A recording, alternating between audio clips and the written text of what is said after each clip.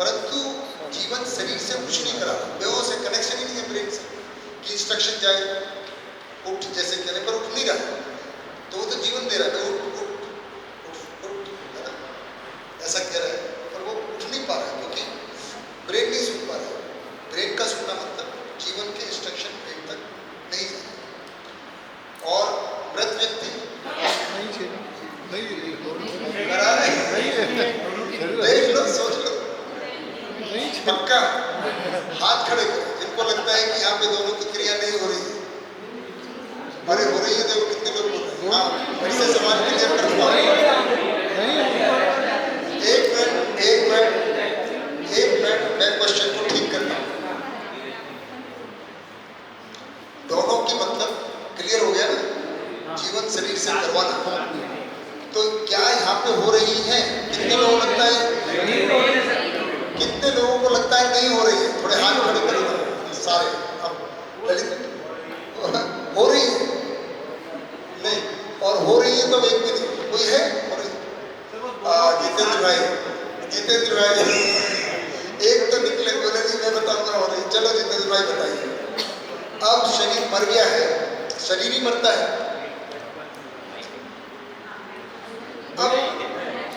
अब दोनों की क्रिया में कौन सी क्रिया हो रही है भाई? आप मराठी में बोल सकते हो, जो भाई बता दें। शरीर आणि जीवन म्हणून आपण मानव म्हणतो, जगणे म्हणतो. आता शरीर मृत झालेलं आहे, तर शरीराची जगण्याची क्रिया जरी बंद झाली, विरचनेची क्रिया निरंतर परमाणूमध्ये आहे. तर आपण शरीराची नाही म्हणून परमाणूची म्हणू, पण शरीर जगण्याची म्हटली शरीराची, ती बंद असली तरी विरचनेची क्रिया आहे, या अर्थाने ती क्रिया आहे. शरीराची नाही आहे, तर विरचनेची क्रिया आहे शरीरावर. मुझे वैसे समझ में नहीं आई बात। अब वो तो शरीर में हो रहा है, वो तो शरीर में हो रहा है, डिकम्पोजिशन तो मैंने वो बता रहे हैं कि जीवन की क्रिया शुरू है तो वो ऊपर में चालू है, वो बराबर, वो जीवन की क्रिया ही बता रहे थे। जो तो निरंतर ऊपर अपन ने अलग से बताई, वो तो अलग से हो गया। और वो जहाँ दोनों के साथ में है, वहाँ के साथ में उनका कंफ्यूजन लगा हुआ है। तो दोनों की क्रिया नहीं, दोनों की क्रिया जितेंद्र भाई जो जीवन शरीर से करा। अब यहाँ तो देखिए ब्रेन सोया, खत्म ही हो गया, ब्रेन डेड। डेथ का मतलब ये ब्रेन डेड, तो जीवन कुछ करा ही नहीं सकता है ना। अब जो कुछ भी कराएगा वो नया शरीर लेके ही कराएगा, इस शरीर में तो नहीं करा सकता। चलिए मेरे ख्याल से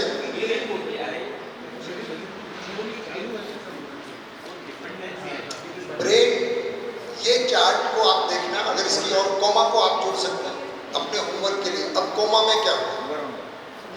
एक और स्थिति, और कोई स्थिति कौन सी? आप अंधेरे कमरे में बंद हैं,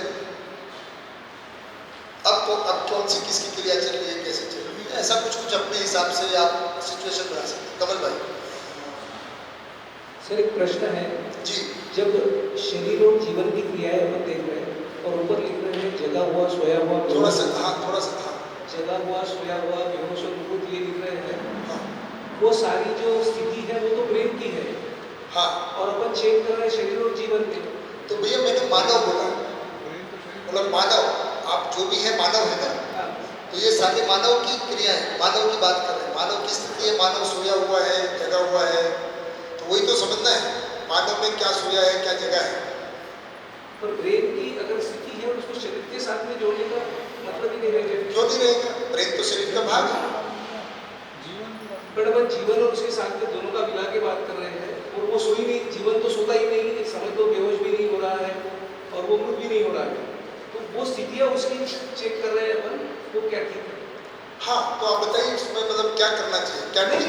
मुझे ये समझना है कि अगर जीवन जगा हुआ ही है, मतलब जागृति है ऑलवेज, तो फिर उसकी वो चार स्थितियाँ नहीं, इसको ऐसे है कि आप सोते हैं कि नहीं सोते? वो तो सो रहे, बस आप सोए हुए हैं, कमल भाई सोया हुआ, सोता है कि नहीं सोता है? अब उसमें शरीर की क्या स्थिति, जीवन की क्या स्थिति, दोनों मिलके की क्या स्थिति? कमल भाई को रखें यहाँ पे, कमल भाई जगा हुआ है, अभी जगा हुआ है, अब इन दोनों की क्या स्थिति? तो ब्रेन शरीर का ही भाग है। सर इसमें मेरा भी एक प्रश्न बन गया। हाँ जी बिल्कुल बिल्कुल। एक मिनट इन्हीं के प्रश्न से जुड़ा है। हाँ, पर इनका कमल भाई, तो ये कमल भाई की बात हो रही है जो शरीर और जीवन संयुक्त स्वरूप है, ठीक है? हाँ, सोचिए कहानी के भी आगे नहीं जाओ। देखो मैं कमल भाई दोस्त, ये आपके साथी दोस्त लोग हैं, मैं केवल यहीं तक बोल रहा हूँ, ये मेरे लिए है जी, नहीं, उनको सबको पता है कि वहां से भी कमल भाई वापस आ गए। अच्छा, इसलिए वो मजे ले रहे हैं। ठीक है जी। शिल्पा दीदी, आपका सवाल बोलो। पहले मेरे दिमाग में घूम रहा था कि ब्रेन से रिलेटेड है तो कैसे 4.5 महीने वाला जो कॉन्सेप्ट अभी भी क्लियर नहीं हुआ। जैसे हमने बोला कि हार्ट वहाँ पे चल रहा है 4.5 महीने के पहले, ठीक है, तो हम बोल रहे हैं कि वो प्राण अवस्था में है। जी, उस समय ब्रेन का क्या, हाँ, ब्रेन डेवलप हो गया 4.5 वहाँ महीने, पे उसके पहले भी डेवलप हो गया। तो डेवलप होता जा रहा है। हाँ। पर जीवन तब आएगा जब उसको लगता है कि हम इस ब्रेन का यूज करके शरीर चल सकते हैं। ब्रेन डेवलप आप देखेंगे सोनोग्राफी में सबसे पहले यही भाग सबसे डेवलप होता है। यहाँ पे सारा कुछ ब्रेन रिलेटेड था तो फिर वो एकदम सब कुछ देखिए, जब हम मानव को समझ रहे हैं तो मानव में ब्रेन का भी क्या रोल है वो इससे स्पष्ट होता है ना भाई। जब हम अभी तक कह रहे हैं मानव शरीर और जीवन का संयुक्त स्वरूप है और ब्रेन इतना इंपॉर्टेंट है कि अभी साइंटिस्ट तो जीवन तो मानते नहीं है ना, तो अभी वो ब्रेन को ही मान के चल रहे थे, उसमें ब्रेन का रोल को भी तो समझा। ब्रेन डेड जब हम बात करते हैं तो वो किस कंडीशन में आ रहा है? ये ब्रेन डेड, हार्ट रुक जाता है लेकिन ब्रेन अगर अभी चालू है तो रिवाइव आदमी हो सकता है। ब्रेन डेड हो गया तो फिर रिवाइव नहीं होता। हार्ट को तो कर देते हैं ना, पर वो आधे घंटे में ब्रेन तक ऑक्सीजन बचा रहना चाहिए। तो ब्रेन हृदय रुकने के बाद, सांस रुकने के बाद भी कुछ समय तक जिंदा बना रहता है। हमारे पास एग्जाम्पल है कमल भाई। कमल भाई, हाँ, अरे रियली। अच्छा सर नहीं, इनकी स्टोरी आप शांति से सुनिए। शांति से सुने, चलो मतलब बहुत ही बाकी सबको पता ही होगी, परिचय से में हो गई होगी, मैं अलग से सुनूं, है ना। आगे बढ़े, और कोई मुद्दा है जी? आवाज नहीं हुई परिचय से, तो हम दोनों सुनेंगे साथ, ठीक है? आगे बढ़े। अच्छा, जितेंद्र भाई कुछ कह रहे हैं? मैडम ने जो बोला था,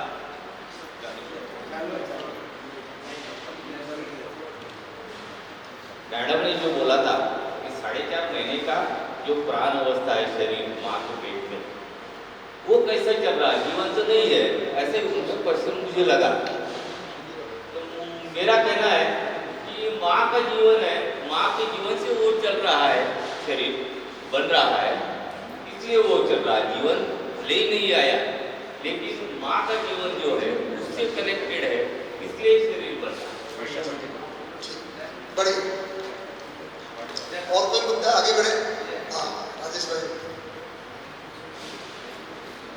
ब्रेन ट्रांसप्लांट की स्थिति अगर है, ब्रेन ट्रांसप्लांट तो आज तक 3 दिन तक जी पाए, तो उस स्थिति में वो जीवन और ब्रेन का क्या होगा? क्योंकि जीवन तो दूसरे का है और ब्रेन की जो अनुभव है वो दूसरे के है, तो वो दोनों साथ में अगर करते हैं। बहुत बढ़िया, राजेश भाई का बहुत अच्छी बात पे ध्यान दिया। पाचन, श्वसन, ये सब चल रहा है, तो मैं अपने आप को अलग अलग देख पाऊंगा और जब अपने विचारों को, आशाओं को, इच्छाओं को, अनुभव को, है ना, मैं देखूंगा, जिसको स्वयंबोध, आत्मबोध कहते हैं, आगे आप समझेंगे। अभी ये कह रहे हैं कि मेरे ख्याल से अभी हम हार्ट का ट्रांसप्लांट हो जाता है दूसरे व्यक्ति का दिल, तो व्यक्ति नहीं बदल जाता है, व्यक्ति वही रहता है। इसका मतलब दिल में तो जीवन नहीं है ना राजेश भाई? किडनी बदल जाती है, आईज बदल जाती है, तो ऐसा तो है नहीं कि जिसकी आईज गई और वो वैसा देखने लग जाएगी, वो जो वही। अब फाइनली अगर ऐसा हो पाए, अभी हो नहीं रहा है, मान लीजिए कोई व्यक्ति मरा और उसका ब्रेन, कोई जिंदा व्यक्ति का ब्रेन खराब है, उसमें लग जाए, अब वो किसकी तरह बिहेव करेगा? मान लीजिए पिंटू है, पिंटू में चिंटू के ब्रेन को लगा दिया जाए, तो वो चिंटू की तरह बिहेव करेगा या पिंटू की तरह? शिल्पी की तरह, जो जीवन है, जो जीवन है उसकी तरह, जीवन में है वही चलेगा। जो जीवन है उसकी तरह। मैं लिख देता हूँ क्योंकि इम्पोर्टेंट है ना। ये है पिंटू और ये है चिंटू, ठीक है। इसका ब्रेन खराब हो गया है, इसके ब्रेन को इधर ट्रांसप्लांट कर दिया, ठीक है, ट्रांसप्लांट हो गया और वो जी रहा है अभी, हो सकता है सक्सेसफुल अभी नहीं हुआ है। तो चिंटू में ये ब्रेन ट्रांसप्लांट हो गया पिंटू का, तो चिंटू का जो बिहेवियर है संबंधों में, सबको अपने माँ को, पत्नी को, बेटे को, बेटी को कैसे पहचानेगा, तो चिंटू की तरह बिहेव करेगा या पिंटू की तरह? खुद की तरह, खुद के तरह ही चिंटू की तरह, करेगा। क्योंकि जीवन चिंटू है, आशा ठीक है ना। ऐसा है, अभी सक्सेस नहीं हुआ है तो जीवन है, ये फाइनल वैज्ञानिक प्रूफ हो जाएगा, जिसको कहते हैं ना। अभी हम अनुभव के आधार पे देख रहे हैं, ऑब्जर्वेशन के आधार पे देख रहे हैं, फिर ये साइंटिफिक प्रूफ हो जाएगा अगर ऐसा हो पाया, क्योंकि फिर वो विज्ञान को स्वीकार करना होगा कि इसका मतलब ब्रेन में आइडेंटिटी नहीं है। अभी ब्रेन में आइडेंटिटी मानते हैं, क्योंकि अगर ब्रेन में होती तो चिंटू पिंटू की तरह बिहेव करने लगता।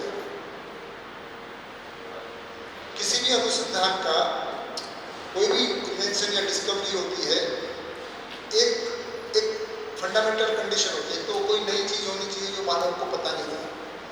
दूसरी एक और कंडीशन होती है बोल्ड प्रिडिक्शन, ये वैज्ञानिक खोज के कुछ क्राइटेरिया, तभी उसको खोज मानेंगे कि उसका प्रमाण कब मिला कि वो कोई बोल्ड प्रिडिक्शन करे और वो सही हो जाए, तब वो प्रमाण माना जाए वैज्ञानिक रूप से।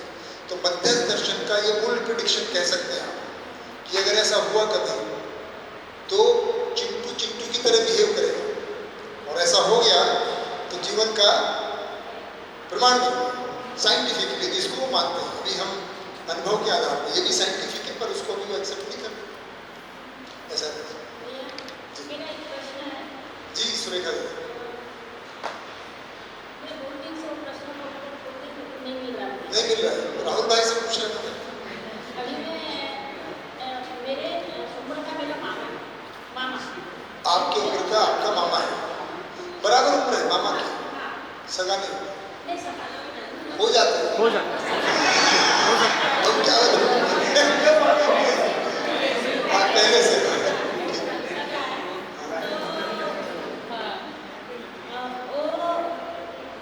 गरीब घर के मामा ने, तो वो एक दिन ऐसे कंदील लेके मैयत से गुजर रहे थे। पहले कंदील लाइट नहीं थी ना, तो कंदील लेके कंधे मतलब लाइट, ये अपना बत्ती तो वो जाते जाते एक पटरी से गुजर गए, मैयत की, वो भी गुजर गया। फिर उधर आने के बाद वो बेहोश गिर गया, क्या वो बेहोश हो गए? बेहोश गिर गया। फिर वो अमरावती में थे, तो फिर हम यवतमाल उनको लेके आए, लोगों ने उनको लेके आए, उनकी तबीयत अच्छी नहीं, गरीब थे, तो हम लेके आए हमारे भाई वगैरह। तो फिर उस दिन से क्या हो गया, हम सब हमारे मेरे पहले साक्षी उसमें दिखाई दे वही आते, तो उस दिन से वो हिंदी बोलने लगा, जिसको एक शब्द भी हिंदी नहीं आता था और सीखा भी नहीं था वो। तो मैं ऐसा हूँ, मैं वैसा हूँ, ऐसा बोल रहा था। और मैं अभी 5 बजे आने वाला हूँ, राइट टाइम 5 बजे आता था और वो अपना ध्यान रखा था। मैंने इतनी कुश्ती मारी है, हाँ मैंने इतनी कुश्ती मारी है, मैंने ऐसा किया वैसा, और उसको परेशान करता था मेरे मामा कि हमको लगता था कि इसके परेशानी में इसके दर्द वगैरह सिर फूट जाएगा, तो हम उसको कुर्सी वगैरह गादी देने का, तो वो कुछ मानता नहीं था। फिर कुछ दिन के बाद, कुछ टाइम के बाद होता था, अपना नाम बताता था वो? हाँ हाँ हाँ। क्या नाम बताता था? मामा का क्या नाम है? मेरा मामा का नाम भौरव था। भौरव। हाँ, और तो वो बोलता था कि मैं पहलवान हूँ, नाम नहीं बताया उसने। मेरा नाम बताया। हाँ, मैंने ऐसी कुश्ती मारी, मैंने वैसी कुश्ती मारी। फिर कुछ दिन के बाद अमरावती वाले गट्ठे लेके आ गए थे कपड़े, तो हमने उनको पूछा कि कोई पहलवान था क्या अमरावती? वो बोले वो तो बोले गट्ठे पे कट गया, बोले वो पटरी पे कट गया। हाँ पहलवान। तो ये बात क्या है भैया?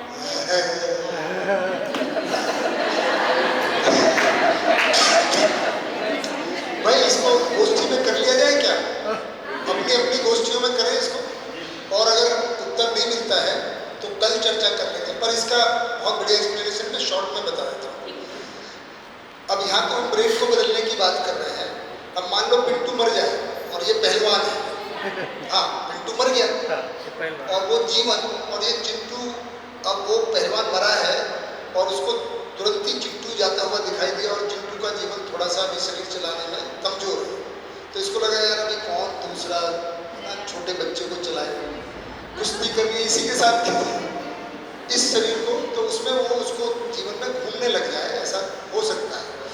सीजोफ्रेनिया भी हो सकता है, ये दिमागी बीमारी भी हो सकती है। अगर ऐसा कोई व्यक्ति करता है तो कई बार अपने को जवाहरलाल नेहरू मान ले और उसका टीवी वगैरह आपने अगर सुना हुआ स्पीच तो वैसा बोलने लग जाए, है ना, ऐसा भी संभव है।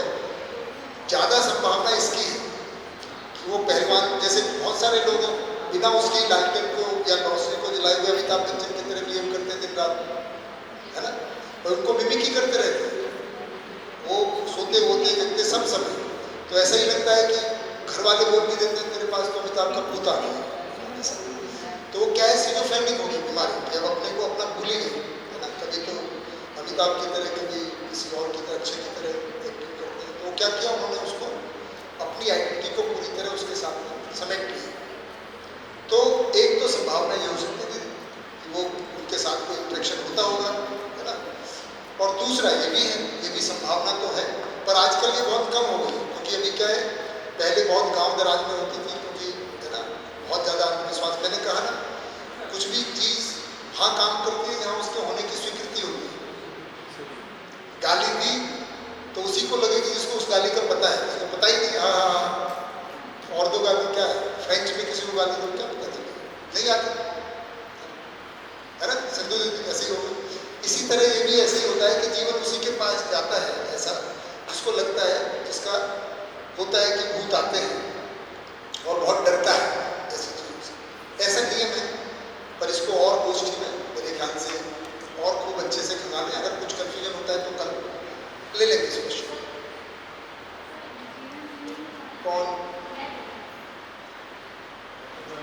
कौन दीदी बोल रहे हैं? हाँ, वो अतिक्रमण हो गया, जैसे कोई किसी के घर पे कब्जा कर ले, ऐसा ही है ना, भी कोई भैया बोल रहे, क्या नाम दीदी आपका? है जी, कृष्णा दीदी, कमल भाई के साथ, कृष्णा दीदी।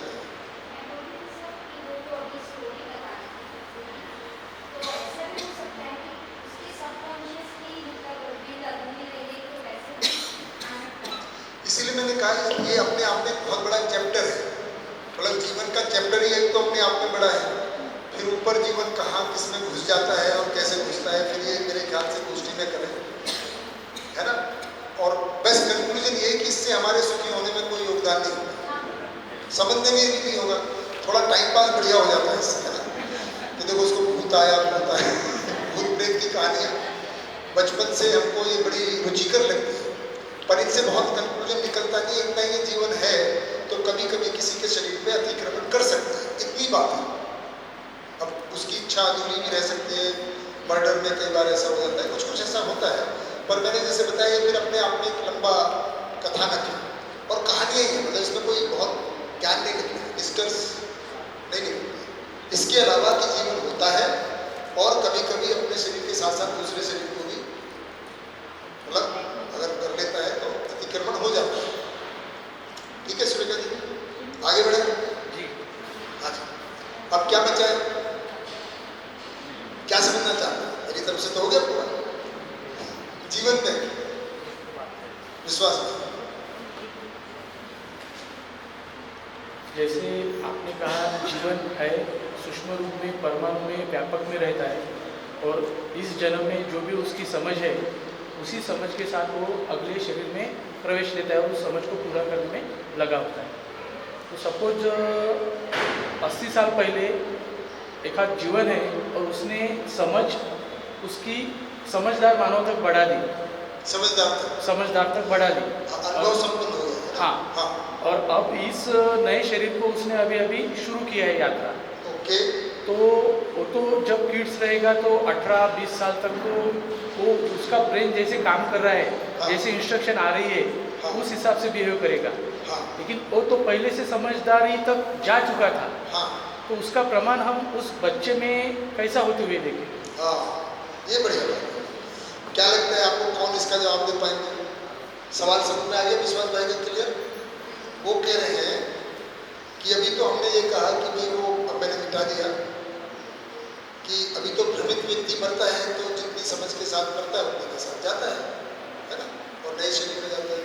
अब एक व्यक्ति को अनुभव संपन्न हो गया और तब शरीर छूटा, अब वो दूसरे शरीर में गया, यात्रा शुरू की, शरीर यात्रा, तो उसको कैसे देखेंगे ऐसा? तो कौन बताए? पंकज भाई बता रहे। नमस्ते भैया। नमस्ते। समाज में हम ऐसे बहुत से बच्चे वो एकदम बड़ों के जैसा रहते हैं। हाँ, वो भी एक प्रमाण हो सकता है कि शायद वो जो समझदारी के था और नया जीवन जो उसने लिया है, नया शरीर जो धारण किया है, तो शायद वो उसमें प्रमाणित करता है। सही कह रहे हैं। बहुत सी बार अपन बोलते हैं कि इतना छोटा है और ये बड़ी बड़ी बातें करता है, या फिर इसको कैसे क्या अनुभव इतना आ गया, तो एक प्रमाण हो सकता है। ठीक बात है। तो ठीक है विश्वास भाई, ऐसे ही होगा, क्योंकि अनुभव के साथ ही एक बिल्कुल शांत होता है, अच्छी बात करता है, माता पिता का ध्यान रखता है, और एक बिल्कुल उद्दंड होता है, तो अभी भी फर्क नजर आता है। ऐसे ही जो समझदार व्यक्ति होगा वो समझ को बताएगा। हो सकता है वो बहुत सारे ज्ञान की बातें 7वें 8वें वर्ष से ही बताना शुरू कर दे, ऐसा ही होगा, क्योंकि अभी होता ही ऐसा। सर, जो भ्रमित आदमी है, अगर भ्रमित आदमी गुजर गए जी, तो भौतिक रासायनिक जो बातें हैं, भ्रमित की बातें हैं, वो जीवन के साथ जाती नहीं, ऐसा मुझे लगता है। और जो सत्य धर्म न्याय की बातें जो है, साम्य की, समग्र की, ज्ञान की, वही जीवन के साथ बुद्धि और आत्मा में अनुभव में जाती है। ये दोनों, ये बातें भ्रमित की बुद्धि और आत्मा में जाती नहीं, उसलिए जीवन के साथ आती है। ऐसा मेरा ठीक बात है, बहुत बढ़िया। तो अब हम शुरू करते हैं। हाँ, अब मैं उस पर आते हैं। अच्छा, मिटा दिया क्या मैंने? नहीं, बिल्कुल मैं लिख लेता हूँ।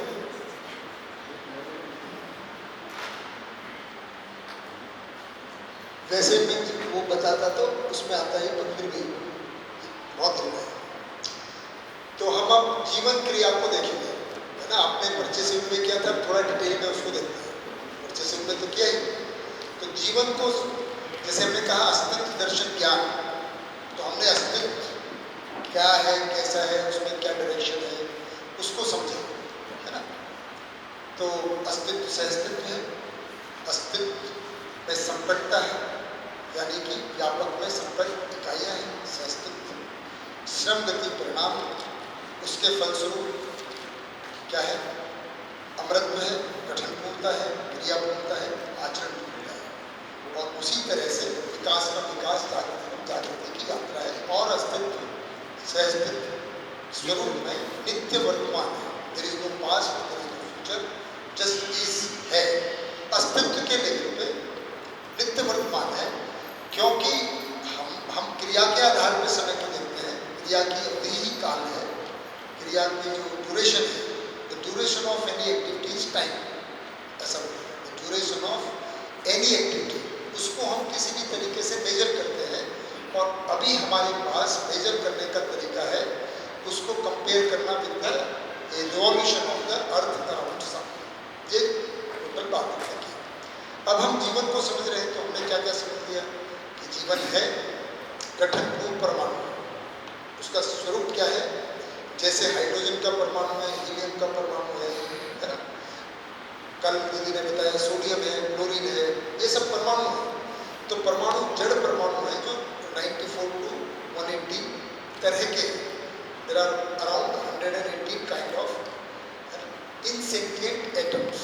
और जो चैतन्य परमाणु है, जो गठनपूर्ण परमाणु है, वो एक ही प्रकार का है ना। अब उसमें जब वो मानव रूप में होता है, तब वो 5 कैटेगरी के बनते हैं, पर गठन के रूप में एक ही है।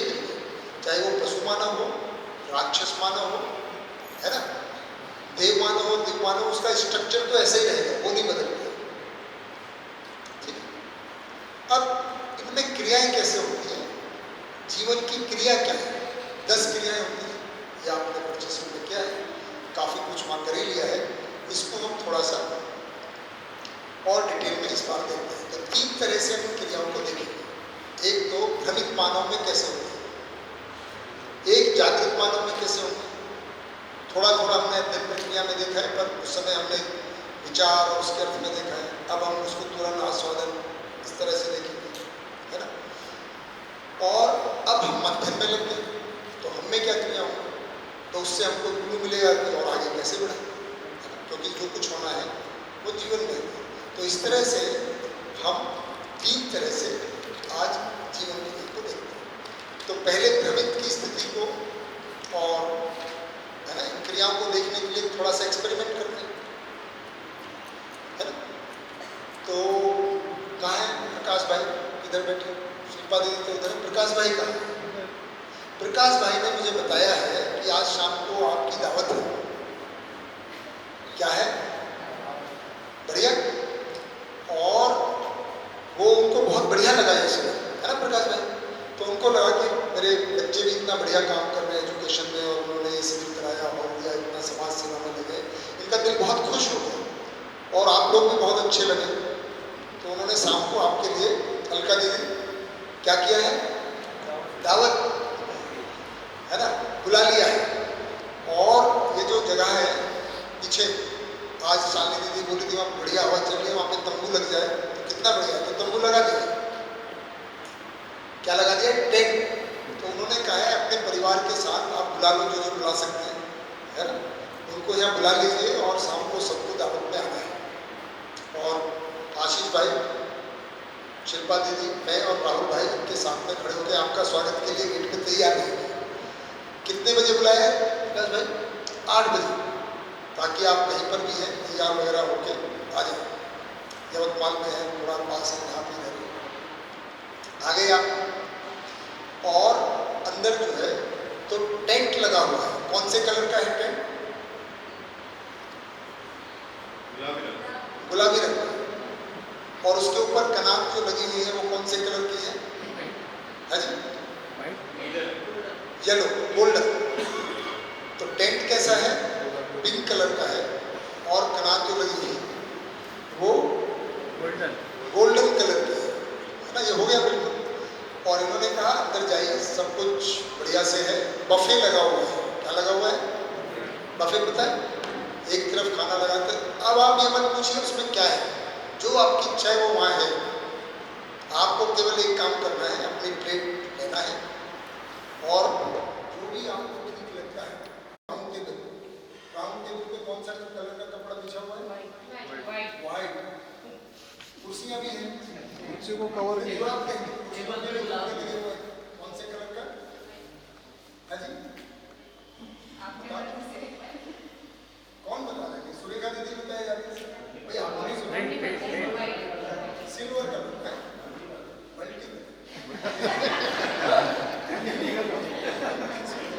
अभी थोड़ा एकदम से काम चलाइए।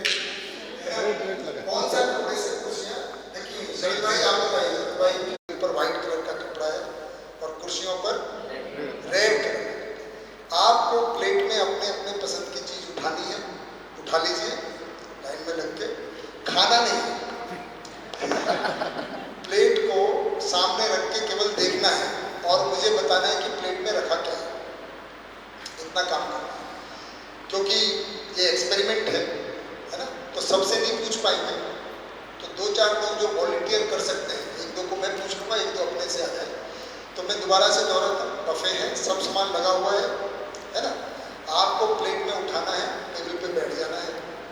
माता पिता भाई बहन हैं, वो भी आपके सब आसपास 30 सेकंड देता हूँ ताकि आपको किसी को लगे नहीं कि मैं उठा ही रहा हूँ, उठा लेंगे।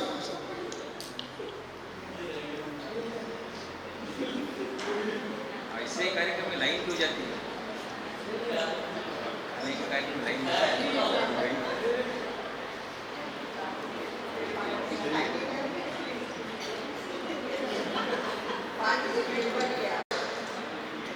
तो गेट पे खड़े होंगे, आइए आइए, बहुत बढ़िया आप आए, हम स्वागत कर रहे हैं। शिल्पा दीदी आइए प्लीज। तो बताइए कौन अपनी प्लेट में क्या है, कौन बताएंगे स्वेच्छा से? पहले संजय भाई बताइए। माइक, संजय भाई बताइए। सबसे पहले स्वीट, कौन सा स्वीट? गुलाब जामुन। हाँ, देखो स्वीट से काम नहीं चलेगा, आपको स्पेसिफिक बताना है। गुलाब जामुन 1 की 2? एक एक गुलाब जामुन रहेगा, Okay. एक चपाती रहेगी, कौन सी? सादी चपाती, बगैर तेल वाली, बगैर घी वाली। ओके। प्लेन रोटी, तंदूरी की तवा? तंदूरी। सादा मतलब अच्छा तवा फुल्का तवा रोटी, फुल्का फुल्का। रहेगा, ओके। थोड़ी सी दाल रहेगी उसमें, कौन सी दाल?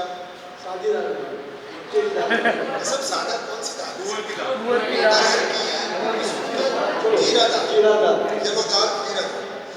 तो गुलाब जामुन हो गया, सादी रोटी की एक और जीरा दाल एक। सलाद, एक सलाद रहेगा, एक सलाद क्या? ककड़ी रहेगी। ककड़ी, ककड़ी देखें, ककड़ी ले रहे हैं गुलाब जामुन। कौन से कलर का है गुलाब जामुन? रेडिश। रेडिश, काला भी होता है ना, काला जामुन, रेडिश, रेडिश ले रहे हैं। बस बहुत बढ़िया संजय भाई, आपने हमारा पैसा बचाया। चलिए 3 वॉलंटियर तो आ गए, एक तो हम रोक लेंगे, तो श्याम भाई आप बताएं। मीना दीदी तब तक माइक दे दें, एक एक करके बता दें, उनके पास है। सफेद कलर की सुंदर सी प्लेट रहेगी, स्वच्छ की हुई। हाँ ये बात बढ़िया है, प्लेट भी सफेद कलर की है और 2 कटोरियाँ रहेगी। दो 2 कटोरियाँ। कौन से कलर की? सफेद कलर की। सफेद कलर की। एक में बढ़िया रायता रहेगा। रायता, रायता वो भी ककड़ी, टमाटर, मतलब वेजिटेबल रायता। वो रायता रहेगा। बढ़िया सलाद रहेगा, लंबी लंबी कटी हुई ककड़ी ककड़ी और गाजर, बीटरूट बीटरूट और एक लेमन का पीस रहेगा। एक चपाती रहेगी। एक चपाती, तंदूरी की तवा, तवा। दूसरी जो कटोरी है उसके अंदर तड़के वाली दाल रहेगी। तड़के वाली येलो दाल, साइड में भिंडी की सूखी सब्जी रहेगी। भिंडी की सब्जी। बढ़िया से खा लूँगा। अरे खाना नहीं है लेकिन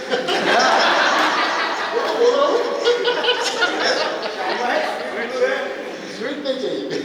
तो आपने गुलाब जामुन, रसगुल्ला, रसमलाई प्लेट में पहले ही लूँगा। नहीं नहीं कोई बात नहीं, रसगुल्ला इनके पास है, वो गुलाब जामुन ठीक है। बिना दीदी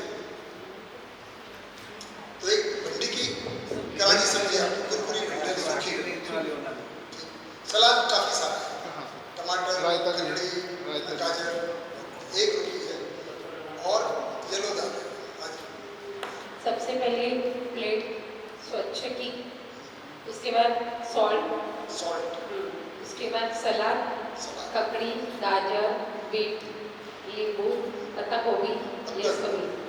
उसके बाद सबसे पहले चपाती, paneer butter masala, paneer butter masala, then veg, mix veg, mix veg, दाल तड़का दाल तड़का, एंड रसगुल्ले 2। रसगुल्ले 2, वाइट, ऐसे 4 कटोरीज में ही। उसके बाद राइस एक, देन अब बच्चे मेरे साथ में हैं तो बच्चा अपना ले लेगा।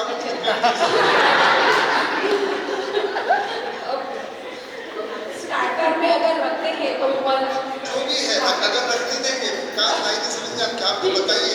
ओके, मंचूरियन, मंचूरियन, बस ठीक है इतना ही। बहुत बढ़िया। तो सलाद है ना, बटर पनीर बटर मसाला है, रोटी है, एक ही है ना? नहीं, 2 रोटी।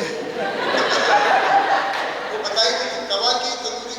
नहीं, सादी मतलब तवा है ना, रायता है और रसगुल्ला है ना, और सलाद। रायता मैं खा रहा था। सलाद तो है पर रसगुल्ला भी बोलिए आप। 4 कटोरी में मैंने butter paneer masala, mix mix veg, veg, दाल तड़का, दाल, 2 रसगुल्ले, 2 रसगुल्ले, मंचूरियन, मंचूरियन, 2 चपाती, 2 चपाती। बढ़िया है।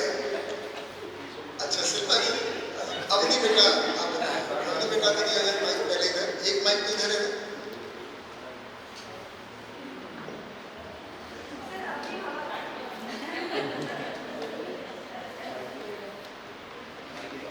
टेबल पे से प्लेट उठाई, कटोरी ली, आगे बढ़ते से कितनी मुझे कटोरी ले ली बेटा? 3 कटोरी है। 3 कटोरी, इन्होंने तो दोनों 4 लेके आगे बढ़ने के बाद नींबू, ककड़ी, यही सलाद के पहुँचे। उसके आगे जाने के बाद दाल बाटी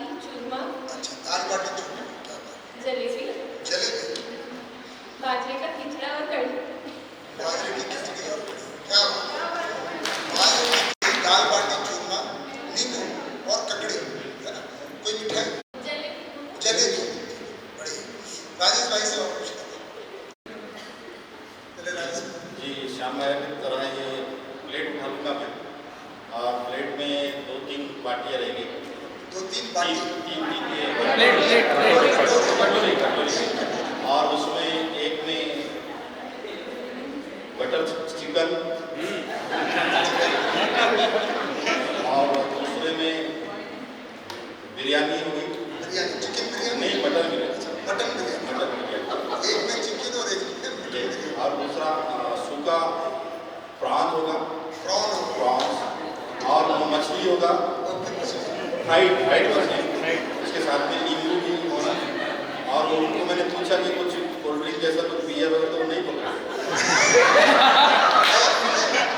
आप तो भाई सब है। क्लास में वो मैं एक ईयर का भर लिया हूँ, और आइसक्रीम भी ले लिया हूँ लास्ट के लिए, क्योंकि लास्ट में वहाँ पे बहुत भीड़ हो जाएगी, और मुझे पता है कि सब मेरे तरफ भी आ जाएंगे। बहुत बढ़िया। चलिए देखिए कि क्या प्रक्रिया हुई, अब इसको एक बार हमने क्या कैसे क्या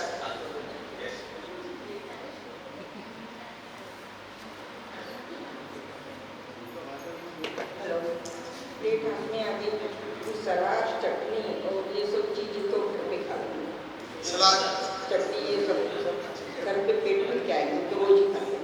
तो प्लेट जैसे मैंने मिठाई के सेक्शन में जाऊँगी, वहाँ पर इतनी सी मिठाइयाँ रहेंगी, गुलाब जामुन, रसगुल्ला, खीर, मालपुआ, जलेबी, मालपुआ, और जितनी भी तमाम मिठाइयाँ वो और सारी मिठाई को सारा हमने खाएंगे, चिकन, मटन, बिरयानी और आगे भी है, पता नहीं कल बना के बिरयानी वो ही खाते रहेंगे। चलिए अब इसको करते हैं, खाने का नहीं, खा के रखा है, सामने रखा। तो देखिए क्या क्या क्रिया हुई, आप चित्रण कितना डिटेल बना, टेंट का भी कलर, कुर्सी का भी कलर, तो हमारा चित्रण ऐसे बनता रहता है निरंतर। अभी इसलिए दिखाई दे रहा है कि आप देख रहे हो, जैसे मैंने सुबह बोला जो देखना चाहते हैं वो दिखता है। अभी आप पूरा फोकस हो गए उसी पे ध्यान दे रहे हैं, क्योंकि मेरा इसमें थोड़ा सहयोग किया, क्योंकि आप देखें, है ना, अदरवाइज भी ये होता ही रहता है। तो इस क्रिया को क्या कह रहे हैं, चित्रण।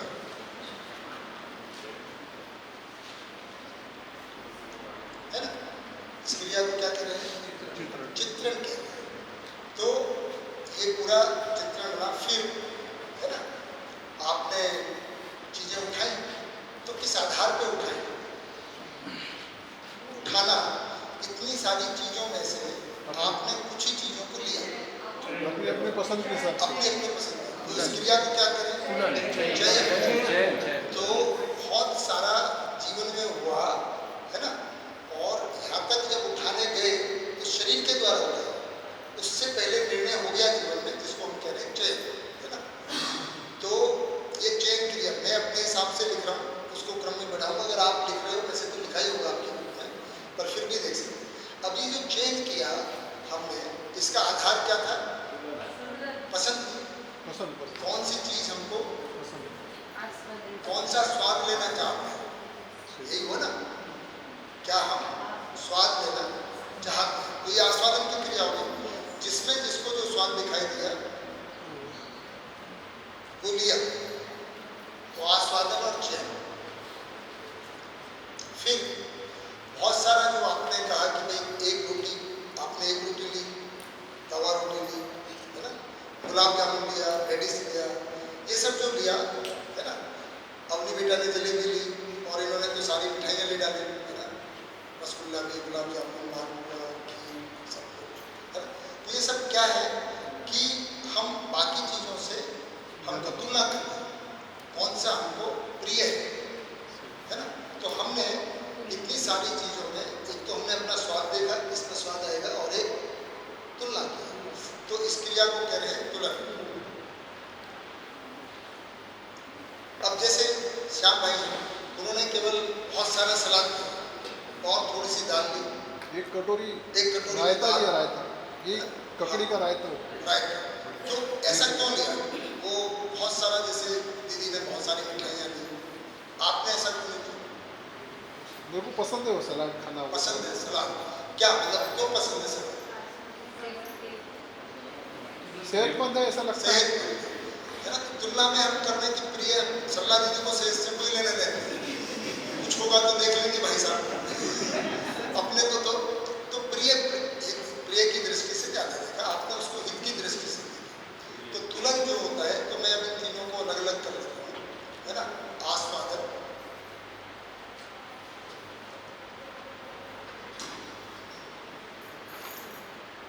आस्वादन तीन तरह से होता है।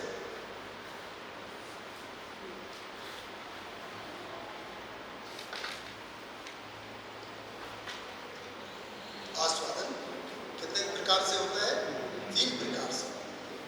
इस एक्सपेरिमेंट में हमने केवल एक तरह के आस्वादन को चुना है एक्सपेरिमेंट करने के लिए, जिसको हम कहते हैं रुचि मूलक। रुचि मूलक का मतलब जो इंद्रियों से जुड़ा हुआ है, जो इंद्रियों को अच्छा लगता है, उसको हम रुचि मूलक आस्वादन कहते हैं। तो उसमें हमारा तरह का म्यूजिक हो गया, गान का, भोजन का, है ना। तो ये इंद्रिय सापेक्ष होता है, इंद्रियों के साथ ये होता ही रहता है। फिर दूसरा आस्वादन होता है मूल्य मूलक।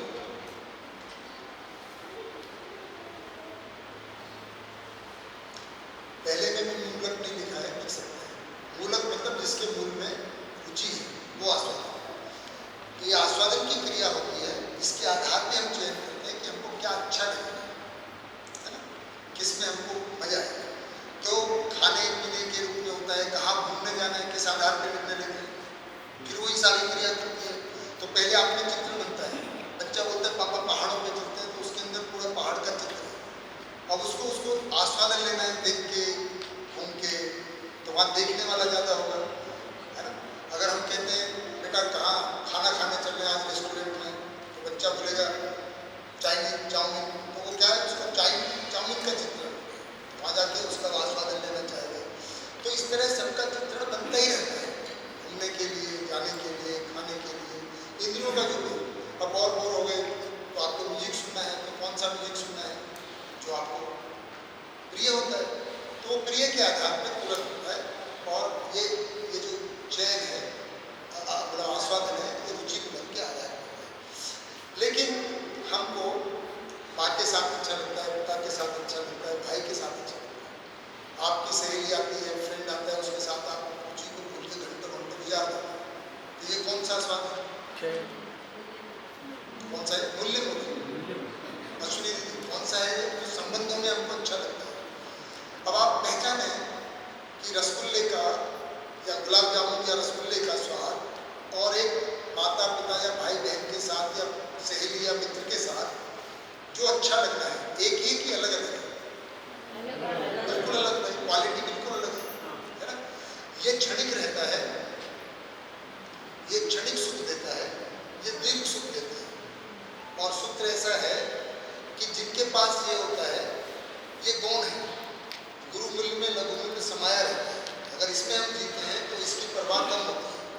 और जहाँ हमारे पास ये नहीं होता है तो हम इसी में लड़ते झगड़ते और इसी का प्रयास करते हैं। और तीसरा आस्वादन है कि जब हम व्यवस्था की अर्थ में जीते हैं, लक्ष्य के अर्थ में जीते हैं, तो लक्ष्य मतलब मानव लक्ष्य। मानव लक्ष्य क्या है? मानव लक्ष्य समाधान संबंधी अभ्यास है। तो वो निरंतर सुख देता है और इसको हम कह रहे हैं लक्ष्य।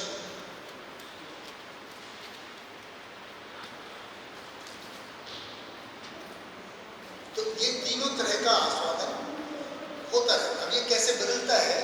तो जैसे हम तुलन की बात करते हैं, तो अब तुलन को भी ले लेते हैं और इन तीनों को एक साथ जोड़ के देखेंगे इस प्रयोग में ये कैसे एक साथ काम करता है। पर पहले ये सब को रिवाइज कर लें। वैसे तो ये हो गया होगा, पर फिर भी अब तुलन को लेते हैं। कितने प्रकार से होता है? 6 प्रकार से। कौन कौन सा? प्रिय, हित, तो ये हित हुआ। इसके आधार पर चित्रण बनता है, तुलन होता है और कब करना है, कैसे करना है, कितना करना है। तो जैसे इन्होंने हीना दीदी ने बोला 4 कटोरी, अपनी दीदी ने बोला 3 कटोरी, श्याम भाई ने बोला 2 कटोरी, उनके पास 1 ही कटोरी केवल दान के लिए, 1 कटोरी तो और होगी। परिवार का रखने के लिए। एक ही रोटी तो कितना लेना है, थोड़ा सा चावल लेना है, एक कटोरी दाल लेनी है, तो ये हम कितना करना है, कब करना है, ये विश्लेषण है। ये तुलन है तो बिल्कुल क्रिया अलग हो गई, उसमें मेजरमेंट आ रहा है, कब करना, कितना करना, कैसे करना। ये वाला क्रिया जब करते हैं इसको हम विश्लेषण किस आधार पर होता है, तुलन के आधार पर, कि मुझे प्रिय है तो इन्होंने ककड़ी, टमाटर, है ना, और गाजर ये काफ़ी ज़्यादा ले कंपेयर टू रोटी एक नहीं। तो ये तो विश्लेषण हो कौन सी चीज़ कितनी खानी है, किस आधार पर, क्योंकि हित का आधार है, स्वास्थ्य को ध्यान में रखा। सरला दीदी के बारे में ऐसा कहना मेरी राय ऐसी नहीं है कि मैं स्वास्थ्य का ध्यान रखा हूँ, उनको लगा स्वास्थ्य वाली चीज़ें तो रोज ही खाते हैं। अब दावत में आए प्रकाश भाई की में तो थोड़ा चलिए मैं इस प्रयोग में थोड़ा सा एक कंडीशन लगा देता हूँ, वापस जाए और गेट पे आप आए। ठीक है सरला दीदी, संजय भाई, वीणा दीदी, नवनी बेटा, ठीक है, राजेश भाई, प्रकाश भाई, हम खड़े हुए हैं और प्रकाश भाई और हम कहते हैं देखो ये जो हमने दावत दी है, उत्तराखंड में बहुत जबरदस्त बाढ़ है और बहुत सारे लोगों के घर तहस नहस हो गए। हमें लगा आप भले आदमी है ना, और थोड़ा सा चैरिटी डिनर का इंतजाम किया है। तो वहाँ पे रेट लिखे हुए हैं, एक गुलाब जामुन 1000 रुपये की है, एक रसगुल्ला 2000 रुपये का है, मालपुआ 5000 रुपये का है, येलो दाल एक कटोरी 1000 रुपये की है, और वीणा दीदी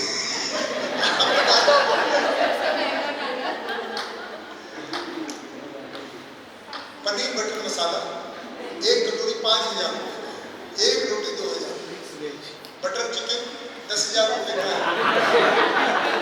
प्राण जो है वो 50,000 रुपये की है ना, और जो चिकन बिरयानी, मटन बिरयानी है वो 1 लाख रुपये की है। अब अपनी प्लेट को देखें और पता लगा इसमें क्या क्या है।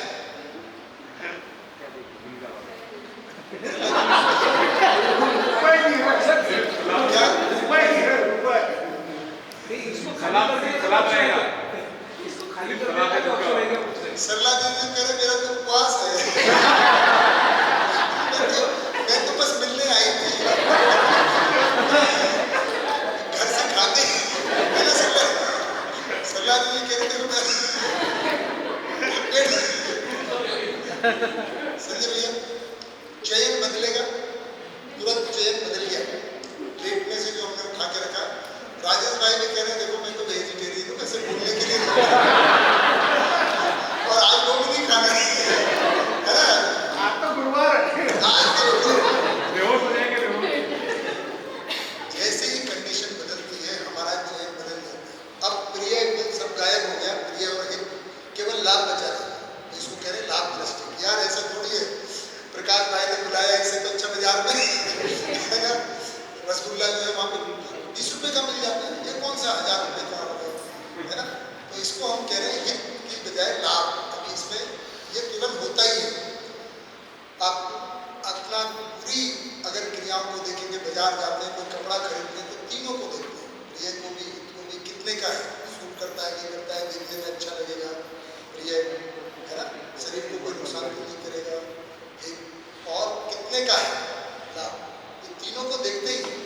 तो ये हर क्रिया में निरंतर चलता रहता है। जो भी हम करते हैं चयन करने से पहले ये तुलन और जो मैंने बताया विश्लेषण, ये लगातार ही होता रहता है हर क्रिया में। अभी नहीं हो रहा है संदीप भाई, लगातार बच्चा बोले रेस्टोरेंट जाना है, बेटा बोल फर्स्ट आ गया ना, है ना, बोले पापा पापा इधर तो नहीं हुआ, ताज होटल जाना है, बोले बेटा वहाँ खाना अच्छा नहीं होता, वो तो देखो सबसे अच्छा तो देखो बगल के होटल में मिलता है। तो इस दृष्टि को हम कहेंगे लाभ की दृष्टि। लाभ दृष्टि होते ही चयन बदल गया, जो पहले प्लेट थोड़ी अलग थी अब बिल्कुल अलग दिखाई देती है, और विश्लेषण होता है।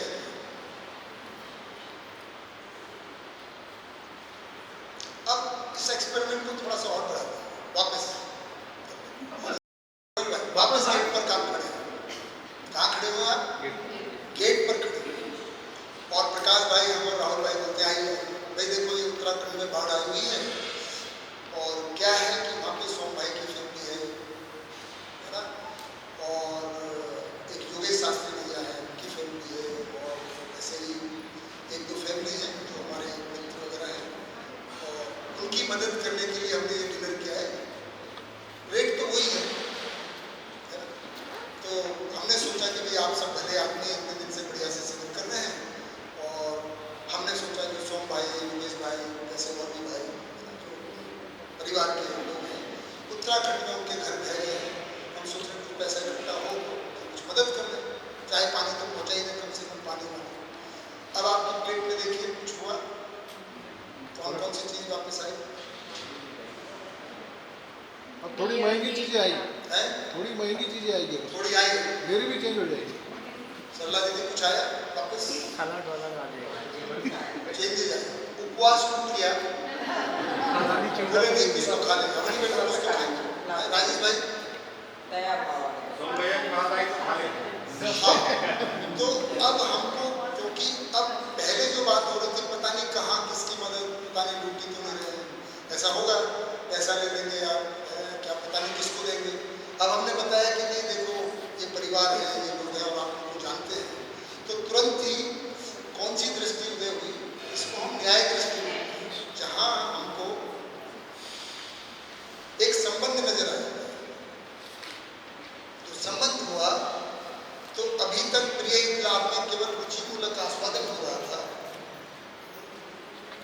पहली कंडीशन में जब आए थे आ जाओ तो केवल रुचिमूलक आस्वादन, और बहुत सारे लोग तो ऐसी जगह जब जाते हैं ना शादी वगैरह में और ऐसी बारात में, तो हित लाभ तो होता ही नहीं, आए हैं आप तो लाभ दृष्टि तो बनी रहती है, क्योंकि फ्री का खाना है, जहाँ पे फ्री होता है वहाँ लोग क्या करते हैं हित को भी भूल जाते हैं।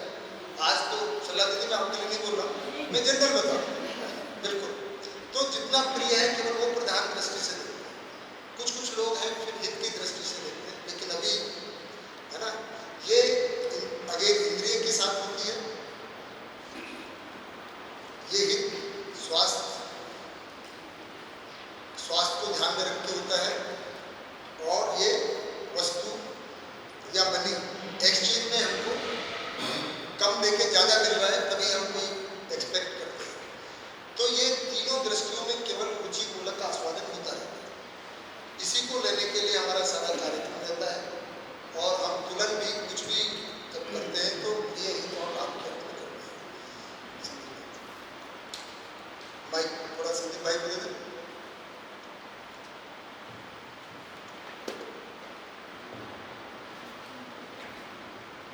हित है ये स्वयं के लिए होता है, ऐसा बताना स्वास्थ्य, शरीर स्वस्थ रखे, हाँ यानी शरीर के, और हित भी मेरा मतलब मेरा शरीर के स्वास्थ्य के लिए, लाभ भी मेरा पैसा कम पैसे में ज्यादा चीज मिल जाए। तो जो आपने अभी एग्जाम्पल दिया सोम भैया का, तो सोम भैया भी मैं हूँ, इसीलिए ये हो रहा है, तो वो हित ही है। न्याय तो जब होगा, मेरा कोई उनका ये नहीं है और मैं उनके लिए करूँ जो सही में रीड है। न्याय जो है ये तो मैं हूँ, मेरा सोम भैया को मैं ही मेरा ही मानता हूँ, वो हित में ही कर रहा हूँ मैं। और हित को जो डिफाइन करें वो अपने शरीर की अर्थ में करें, मतलब उसकी डेफिनेशन ही है, वो वहाँ तक सीमित, वहाँ तक से हित का मतलब ही है मैं ककड़ी खा रहा हूँ है ना, या करेला खा रहा हूँ तो मेरे शरीर के लिए ज़्यादा स्वस्थ है, चाय नहीं पी रहा हूँ या दारू नहीं पी रहा हूँ क्योंकि शरीर नुकसान है, तो हित का मतलब उतना ही है। तो हम अपने हित के अर्थ में चेंज करते ही, अगर दूसरे को अपना मान रहे हैं और उसका अपना ध्यान रखते हैं, वहाँ संबंध आ गया, फिर अपने शरीर से अलग हटे, ठीक है ना। सर इनका कहना ऐसा है कि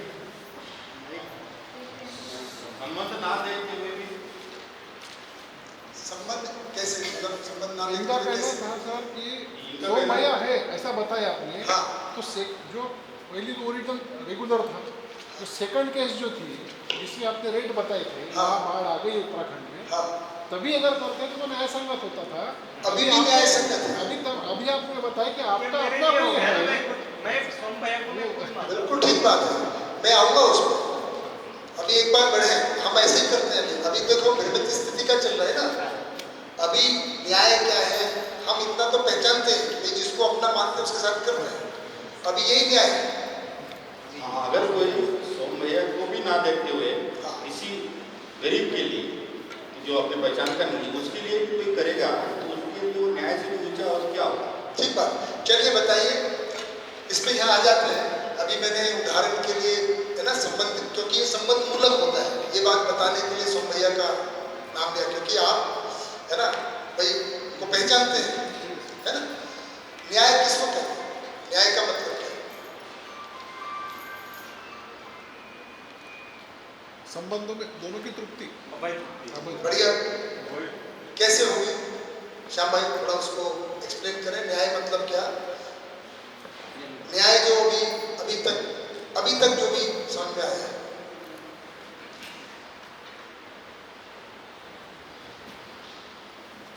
जिसके भी साथ में अपना संबंध है, जिसके साथ अपन न्याय करना चाहते हो, कि दोनों की उभय तृप्ति जिसको कहते हैं कि दोनों तृप्त हो जाए, मतलब जो चीज़ है उनको भी वो समझ में आ जाए, अपन उनके स्थिति को समझे, पर्टिकुलरली अपनी समझ इतनी होनी चाहिए कि अपन उनके स्थिति को समझ के निर्णय लें और वो भी तृप्त हो जाए।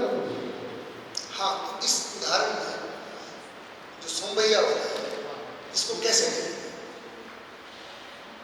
उभय तृप्ति के लिए तो क्लियर हो गया कि भाई सामने वाला भी हो, मैं भी हूँ। अगर सामने वाला ही नहीं आप, है ना, तो पहले देश में आपने वो न्याय का फीलिंग इसलिए नहीं कि पता ही नहीं कि किसको होना है। इसमें अभी ऐसा है कि अंकल जी ने आयोजन किया है, भोजन का दावत दी है, इसलिए दी है कि उनकी मनीषा ये है कि हम लोग वहाँ कुछ हेल्प कर सके, यहाँ से अपने से जो हो सकता है वो कर सके, उसमें सहयोगी होने के लिए उन्होंने हमको बुलाया हुआ है।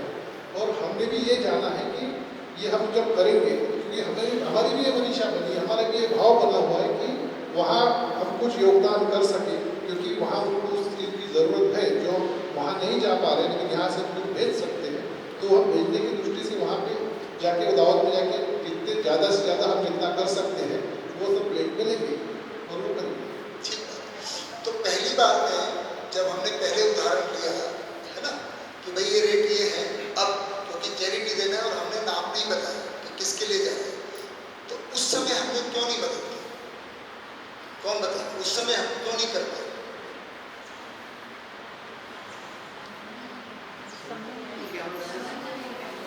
क्योंकि संबंध नहीं पहचानते, इसको ध्यान देने की जरूरत है। हम संबोधन से देख रहे हैं किसी के लिए, नहीं किसी के लिए हो रहा है। उभय तृप्ति का मतलब अब तो हम बताएंगे ना कि देखो यवतमाल में जो जीवन विद्या परिवार है उन्होंने कंट्रीब्यूशन दिया। अब ये जान के सोम भाई को कैसे लगेगा? उभय तृप्ति होगी कि नहीं होगी? अरे वाह, मतलब जैसे यहाँ से तो ये संबंध की पहचान और मूल्यों का निर्वाह का मतलब क्या है? अब इसको देखते हैं, यही तो गहराई में जाने मूल्यों का निर्वाह मतलब क्या है? संबंधों में तृप्ति, मतलब क्या तृप्ति होगी? क्या कौन से मूल्य का निर्वाह क्या?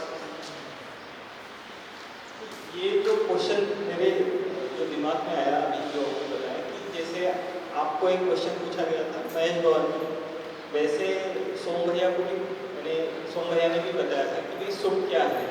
तो मेरे लिए ये आपसे मेरे संबंधियों से कनेक्ट होना, संबंधों में जो मूल्य निर्वाह होना वो सुख हो गया। तो फिर जैसे वो वहाँ पे कोई किशोर भैया है या जगदीश भैया, उन्होंने पूछा था आपको कि आप यहाँ क्यों आए, कोई तो एक व्यक्ति थे उन्होंने पूछा आप यहाँ क्यों आए।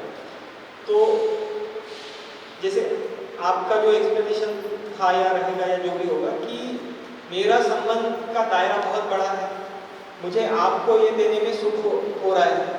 वैसे सोम भैया ने बताया था कि भाई मेरा सुख का दायरा बहुत बड़ा है। तो उसी में अगर वो दर्शन के हिसाब से देखें तो जो न्याय का दायरा है वो बड़ा होके कोई भी हो जो उसको रिक्वायरमेंट है उपयोगिता और पूरकता का ये अगर संबंध लगाते हैं तो उसमें भी न्याय हो सकता है, होना चाहिए, ऐसा मेरा समझ है।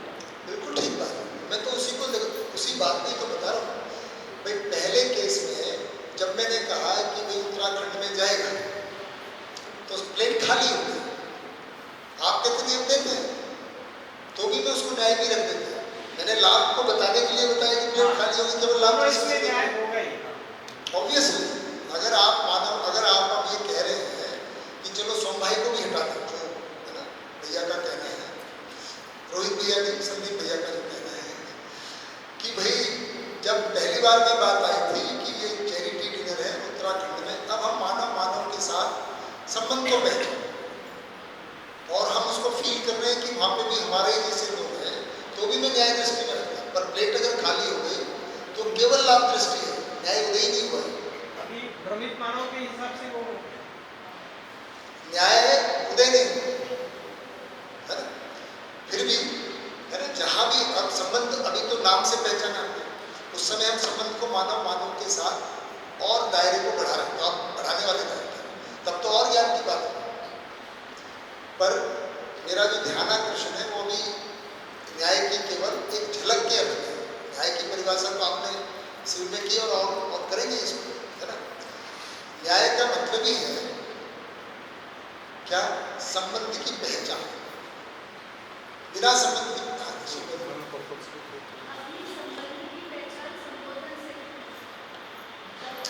माइक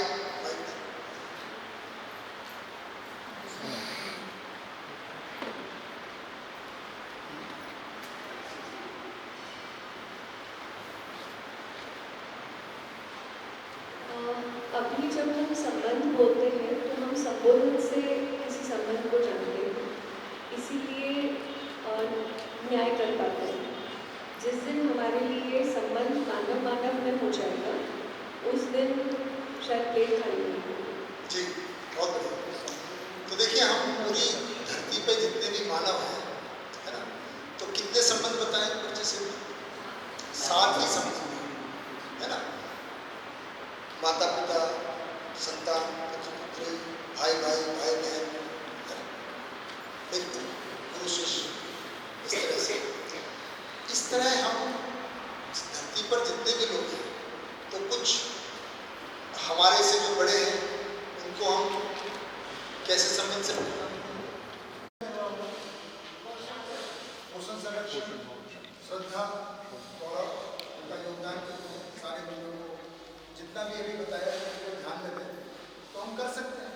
तो ये तो किसी के साथ भी है ना, पूरी धरती के लोगों के साथ, तो वो हो गई जागृत स्थिति, है ना। अभी हम पड़ोस के बच्चे के साथ भी कर पाते जब आवश्यक हो। जैसे मैंने बताया था कि हम जी के आदर्शवाद में बात हम करते हैं वसुधैव कुटुंबकम की, और जीने में हम भाई के साथ नहीं बना पाते।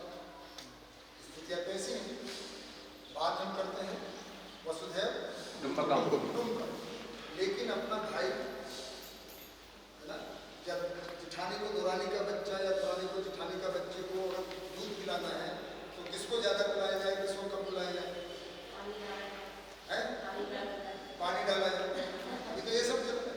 तो कहने के लिए वैसा सब है, परंतु इसलिए प्लेट खाली होगा, इसको ये देखने के लिए मेरा यहाँ पे, वैसे तो मैं सबको रखता, पर केवल कुछ ही लोगों को रखने का मतलब यही था कि भाई इससे क्लियर हो जाए हमारी सबकी स्थिति ऐसी। अभी हम ये ही आपने जीते हैं, पर न्याय तो ये बना ही नहीं, अभी भ्रमित का बना है ना, परंतु फिर भी न्याय का इस एग्जाम्पल से थोड़ा झलक मिली। ठीक है श्याम भाई, संदीप भाई, चलो इसको थोड़ा और एक्सपेरिमेंट को बढ़ाते हैं, थोड़ा झलक देखिए कि आपको झलक दिखाई, लाइट चलेगी ना। अब दोबारा से आए, फिर से लाइट में शाम तक भूखे हो जाएंगे। है भैया, शाम तक भूखे लंच हो जाएंगे। टाइम पे वही मिलेगा जो यहाँ पे इंतजाम शिल्पा दीदी ने किया। तो हम और प्रकाश भाई और राहुल भाई जी आपका स्वागत करते हैं। अब हमने प्रस्ताव आपके सामने पूछा कि देखिए आप लोग जो है ना, ये सुबह से आज सुन रहे हैं और 3 दिन ऑलरेडी हो गए और आप बहुत अच्छे व्यक्ति हैं, और हम सोच रहे हैं कि जैसा जैसे होता है ना, ये पूरे शहर में फैले, आसपास के और गाँव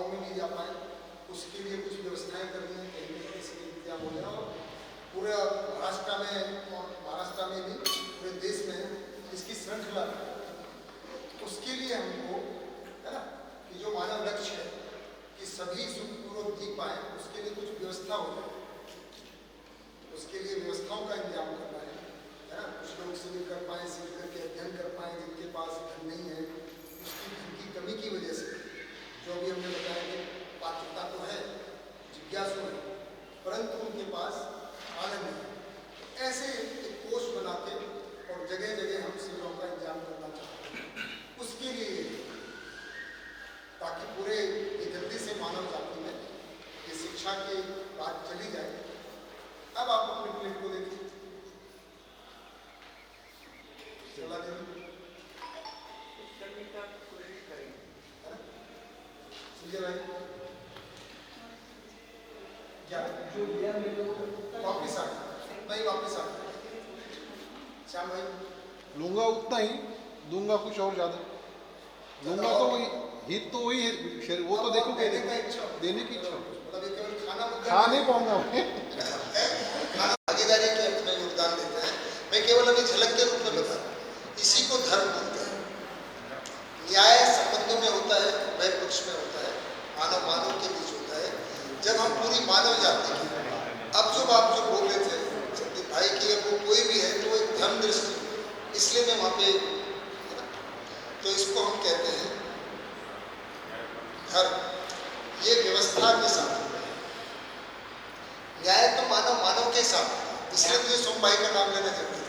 न्याय संबंधों में होगा, न्याय संबंध, ये पूरे व्यवस्था में, इसलिए मैं बार बार थोड़ा रुक रहा था कि कोई बात नहीं संदीप भाई, प्लेट तो भरनी चाहिए।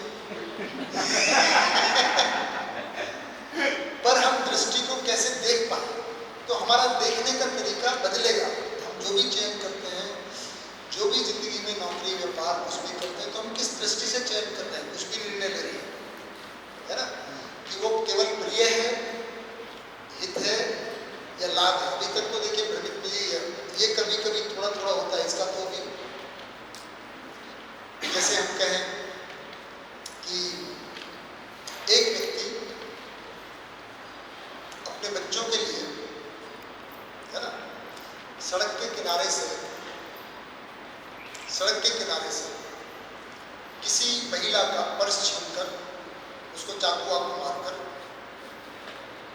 पैसा निकालकर समोसे लेके घर वालों को खिलाने के लिए लाता है।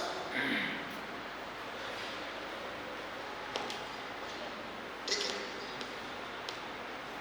और वो जो समोसे हैं, जो बनाने वाला है, उसको ये पता ही है कि समोसे बनाता है ना, खूब सारा वो समोसे बनाने वाला भी घटिया तेल, पेस्टिसाइड वाला जो सबसे घटिया अनाज, वो सब इस्तेमाल करके बनाता है। कौन सी दृष्टि काम कर रही है? न्याय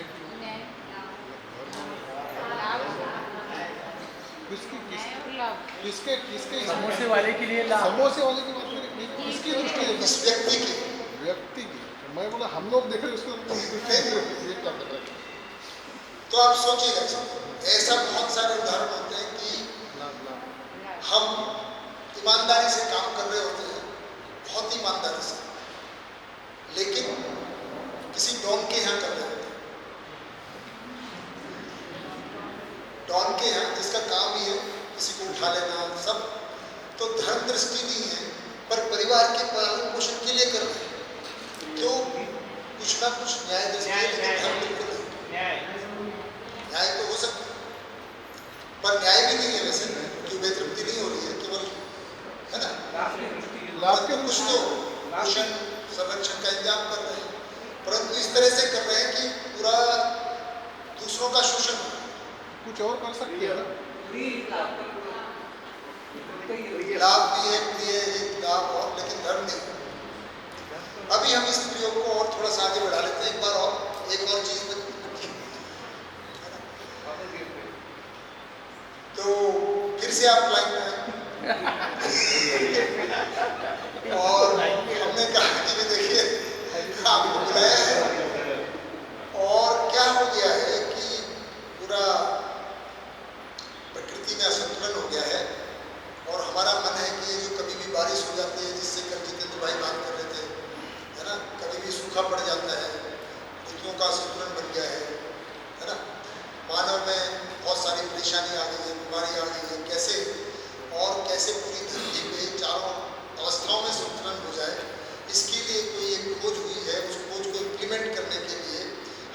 दुनिया में भी, कोई विदेश में है लेकिन यहाँ पे करना चाहते हैं। और समझदारी का कार्यक्रम तो है ही, सब लोग समझदार बने, सुखी बने और साथ साथ ऋतुओं में संतुलन भी आए, है ना। और जो वास्तविकता है वही शिक्षा में पहुंच जाए। अभी जो ना भ्रम फैला हुआ है तो शिक्षा में भी, और जो अभी सरकारी ढांचा है, समाज का ढांचा है, ये इसको सुधारने के लिए हमको कोई टेक्निक मध्यस्थ दर्शन की रोशनी में मिल गई है, उसको इम्प्लीमेंट करना है। तो शिक्षा में भी करना है, व्यवस्था में भी करना है, सब जगह करना है। और कैसे होगा वो तो हम अध्ययन करेंगे, इनको पता चलेगा। हम लोग इसको अभी कल तक शेयर कर लेंगे, जिससे इलेक्शन में जो इतना झंझट होता है वो खत्म हो जाए। ज़्यादातर करप्शन तो इसी वजह से है ना कि इलेक्शन में खरोखी करना पड़ता है, वो कैसे करना, कैसे व्यवस्थात्मक कार्यक्रम समाज में आ जाए, इसके लिए हमको फंड की जरूरत है। अब क्या हाल होगा प्लेट का, अब आप खुद ही समझो, है ना। हो सकता है 2-2 प्लेट ले लें, पर पैसा 2-2 का दे, खाएं नहीं। ठीक है, मैं भी इसमें था, मैं भी ऐसा होगा कि नहीं होगा। ये आपकी जो दृष्टि अगर उधर हो गई पूरे समग्रता की, इसको सत्य की दृष्टि कहते हैं, है ना। जब इसमें योगदान के लिए आप देखते हैं इस तरह से, इसी को सत्य कहते हैं। तो न्याय संबंधों में हमको संबंध की पहचान आवश्यक है। ये मेरा भाई है तो भाई के साथ मूल्य का देना, उससे बड़ी व्यवस्था में भागीदारी करने को धर्म दृष्टि। कोई बात नहीं, मेरा भाई नहीं, किसी का तो भाई है, मेरा बच्चा नहीं, किसी का भी तो बच्चा है। तो मूल्यों का निर्वाह फिर इर्रेस्पेक्टिव ऑफ माई होता है, जो आप कहते हैं। अभी मूल्यों का निर्वाह केवल मेरे बच्चे के प्रति, मेरे माता, अब जो भी बुजुर्ग है मुझे जहाँ भी मिलेगा उसमें मेरे में श्रद्धा का भाव या है ना उसका भाव संरक्षण का है कि हाँ इनके लिए मुझे कुछ करना है। तो फिर वो धर्म दृष्टि है। सबके जो बुजुर्ग हैं वो मेरे पिता समान हैं, सारे बच्चे मेरे संतान समान है। तो जहाँ भी अवसर मिलेगा सबको इकट्ठा करके कुछ खिलाएगा, ऐसा नहीं है कि तुम भी अपने बच्चे मिले सबके बच्चे थोड़ी। तो जहाँ भी अवसर होगा वहाँ पे उस तरह का मूल्य का निर्वाह कर पाएगा, संबंध में भी, फिर कहेंगे संपर्क में भी, क्योंकि हर जगह वो बाकी को भी संबंध की तरह ही देखना है। वो धर्म दृष्टि हो जाएगी। और जब पूरे प्रकृति को ध्यान में रख के काम सोचता है ना, इसको हम कह रहे हैं सत्य। ये अस्तित्व से है, मतलब जो भी है, इस तरह से ये तुलन की क्रिया चलती है। तो अब हम इसको देखते हैं जीवन में। आप देखिए कितना चलता है, ये निरंतर चलता ही रहता है। जब तक भ्रमित व्यक्ति है तो जीवन क्रिया एक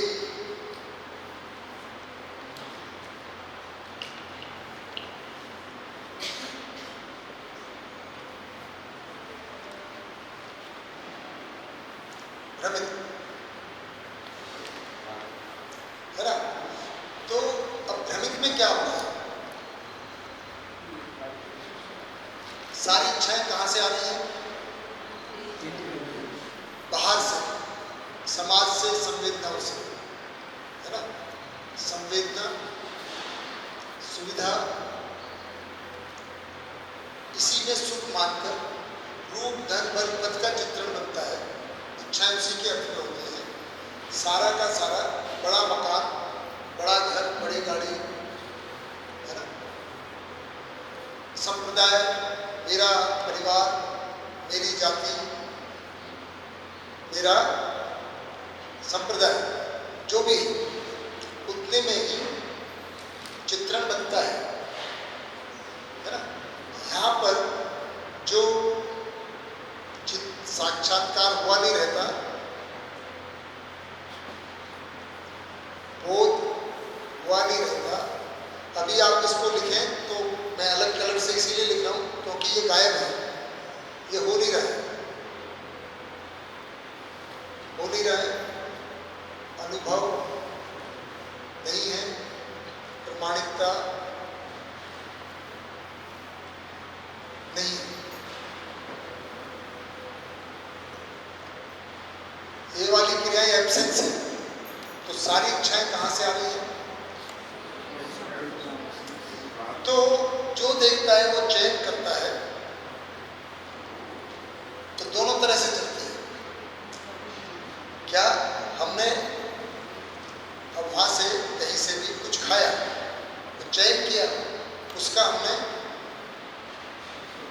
आस्वादन लिया, रुचिमूलक की अगर बात करें, और कैसा था, जैसी अपेक्षा थी स्वाद में वैसा था कि नहीं था, उसका विश्लेषण होता है।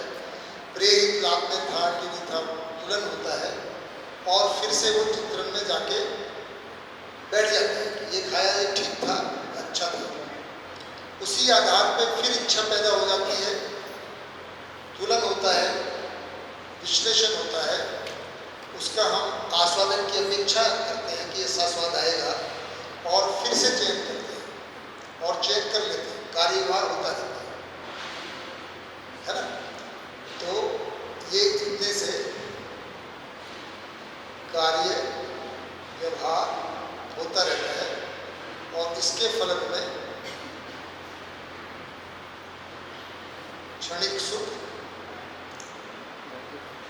या दुख होता रहता है, और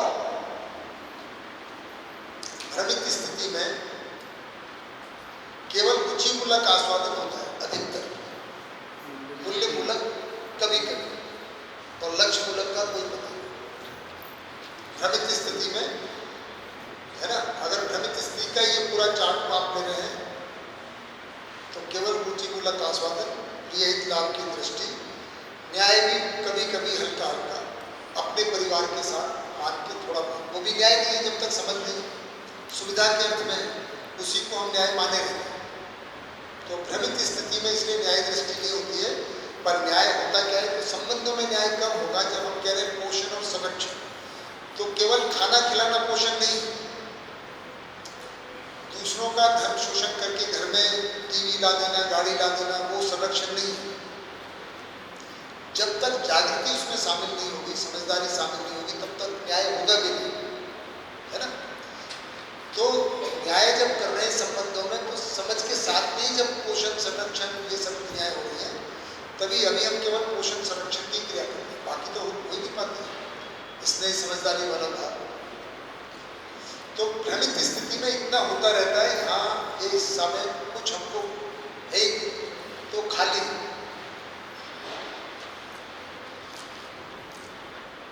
ये भ्रमित जीवन, भ्रमित क्रियाएं।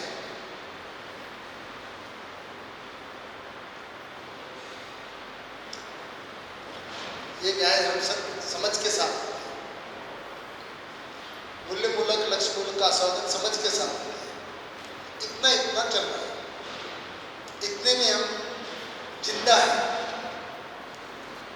उसमें जो क्षणिक सुख मिलता रहता है, सुविधाओं में, संवेदनाओं में, उसके साथ काम चलाते रहते हैं, और खालीपन को देखते रहते हैं। अपना जिंदगी इतने में काम चलाते हैं, खालीपन बना ही रहता है, निरुत्साह बना ही रहता है, फ्रस्ट्रेशन बना ही रहता है। ये सब सुविधाओं की सामग्री आने के बावजूद भी अधूरापन बना रहता है, क्योंकि अधूरी क्रियाएं पूरी नहीं हो रही। जितना हमारा पोटेंशियल है, जितनी हमारी क्षमता है, उसके अनुरूप क्रियाएं नहीं हो रही। इस वजह से ये आधा भ्रमित व्यक्ति का क्रियाएं केवल इतना चलता है, इस अर्थ में चलता है। इस पे कोई क्वेश्चन या कोई स्पष्टीकरण नहीं, तो आगे बढ़े। इसको एक बार देखें, कुछ कह नहीं, कुछ है तो शेयर करें। माइक अंजू दीदी, सबको पता चले, पारदर्शिता। अच्छा, भूख लगी तो प्लेट का क्या हुआ? मैं वेट नहीं कर रहा था कि प्लेट, वो तो राहुल भाई बताएंगे, अभी मेरे पास ही सारा ठीक है। अब भूख तो लग गई इतना सब देख के, और खाना वही मिलेगा जो वहां बनेगा। पर इसमें पहले करें, खाने का ब्रेक कर ही लेंगे, क्योंकि समय हो गया है। कितना समय हो गया कोई बता दें? अच्छा, 1:30 हो गया। कोई बात नहीं, तब तो भूख लगी ठीक है। तो भ्रमित व्यक्ति स्थिति में जाते हैं, खाना खाने के बाद जागृत होते हैं। चलिए नमस्कार, 2:30 बजे मिलते हैं, 1:30 हो गया, 2:30 बजे मिलते हैं। जीवन क्रिया, तो जीवन क्रिया मतलब मेरी क्रिया, मैं जो हूँ तो अपनी ही क्रियाओं को देखा, इसलिए जब हमने वो प्रयोग किया तो चित्रण मुझ में हुआ।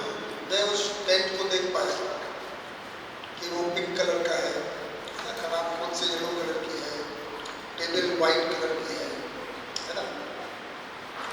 या जो संजय भाई थे है ना, उन्होंने रसगुल्ले को चित्रण किया, प्लेट को चित्रण किया, श्याम भाई या कटोरियों को, तो हर चीज हमें चित्रण हो रही है, ये हमें ही क्रिया हो रही है, इसी को क्रिया कह रहे हैं। एक्चुअल में हम देखेंगे, अगर पूरे अस्तित्व को देखेंगे तो वही चीज है, व्यापक है और प्रकृति है, व्यापक क्रिया शून्य है और बाकी सब जो कुछ भी वो क्रिया ही है, बाकी जो कुछ भी या तो भौतिक रासायनिक क्रिया है या जीवन क्रिया है। ये भी बहुत सिंपल बात है, एक तरफ क्रिया शून्य है और एक तरफ क्रिया समुच्चय, सेट ऑफ एक्शंस, एक्टिविटीज, और एक्टिविटी केवल 3 ही तरह की है,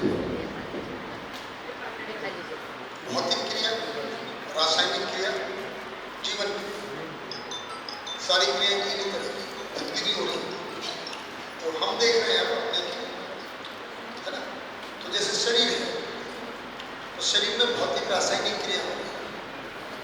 खाना खाया आपने, कपड़ा पहना, ये भौतिक क्रिया है, हमारा थोड़ा वजन बढ़ गया, लेकिन शरीर में ज्यादातर जो क्रियाएं हो रही हैं, अगर हमने कपड़ा पहना तो भौतिक क्रिया हटा भी सकते हैं, लेकिन हमने खाना खाया, डाइजेशन हो गया, पच गया, रक्त बन गया, रासायनिक क्रिया। तो पूरा शरीर भौतिक रासायनिक क्रिया है ना जी। पान खाया, बहुत बढ़िया लगा, उसमें पता नहीं क्या क्या है, लौंग है, इलायची है, खाया, रक्त बन गया, जो एक्स्ट्रा है वो निकल गया, रासायनिक।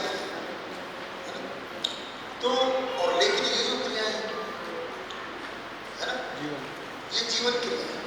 हमने इनको अपने में ही देखा, मुझ में चिंतन हो रहा है, मुझ में तुलन हो रहा है, मैं प्रिय को देख पाया, प्रिय के आधार पर ले रहा हूँ, हित के आधार पर ले रहा हूँ, बस पैसे की बात आई तो लाभ के आधार पर मेरा निर्णय हो रहा है, तुलन हो रहा है, उसी के आधार पर विश्लेषण हो रहा है कि अगर न्याय है तो कितने क्वांटिटी और ले ली जाए, कितनी कम कर दी जाए, 0 कर दी जाए, नहीं लिया जाए। तो तुलन के आधार पर विश्लेषण होता जा रहा है लगातार।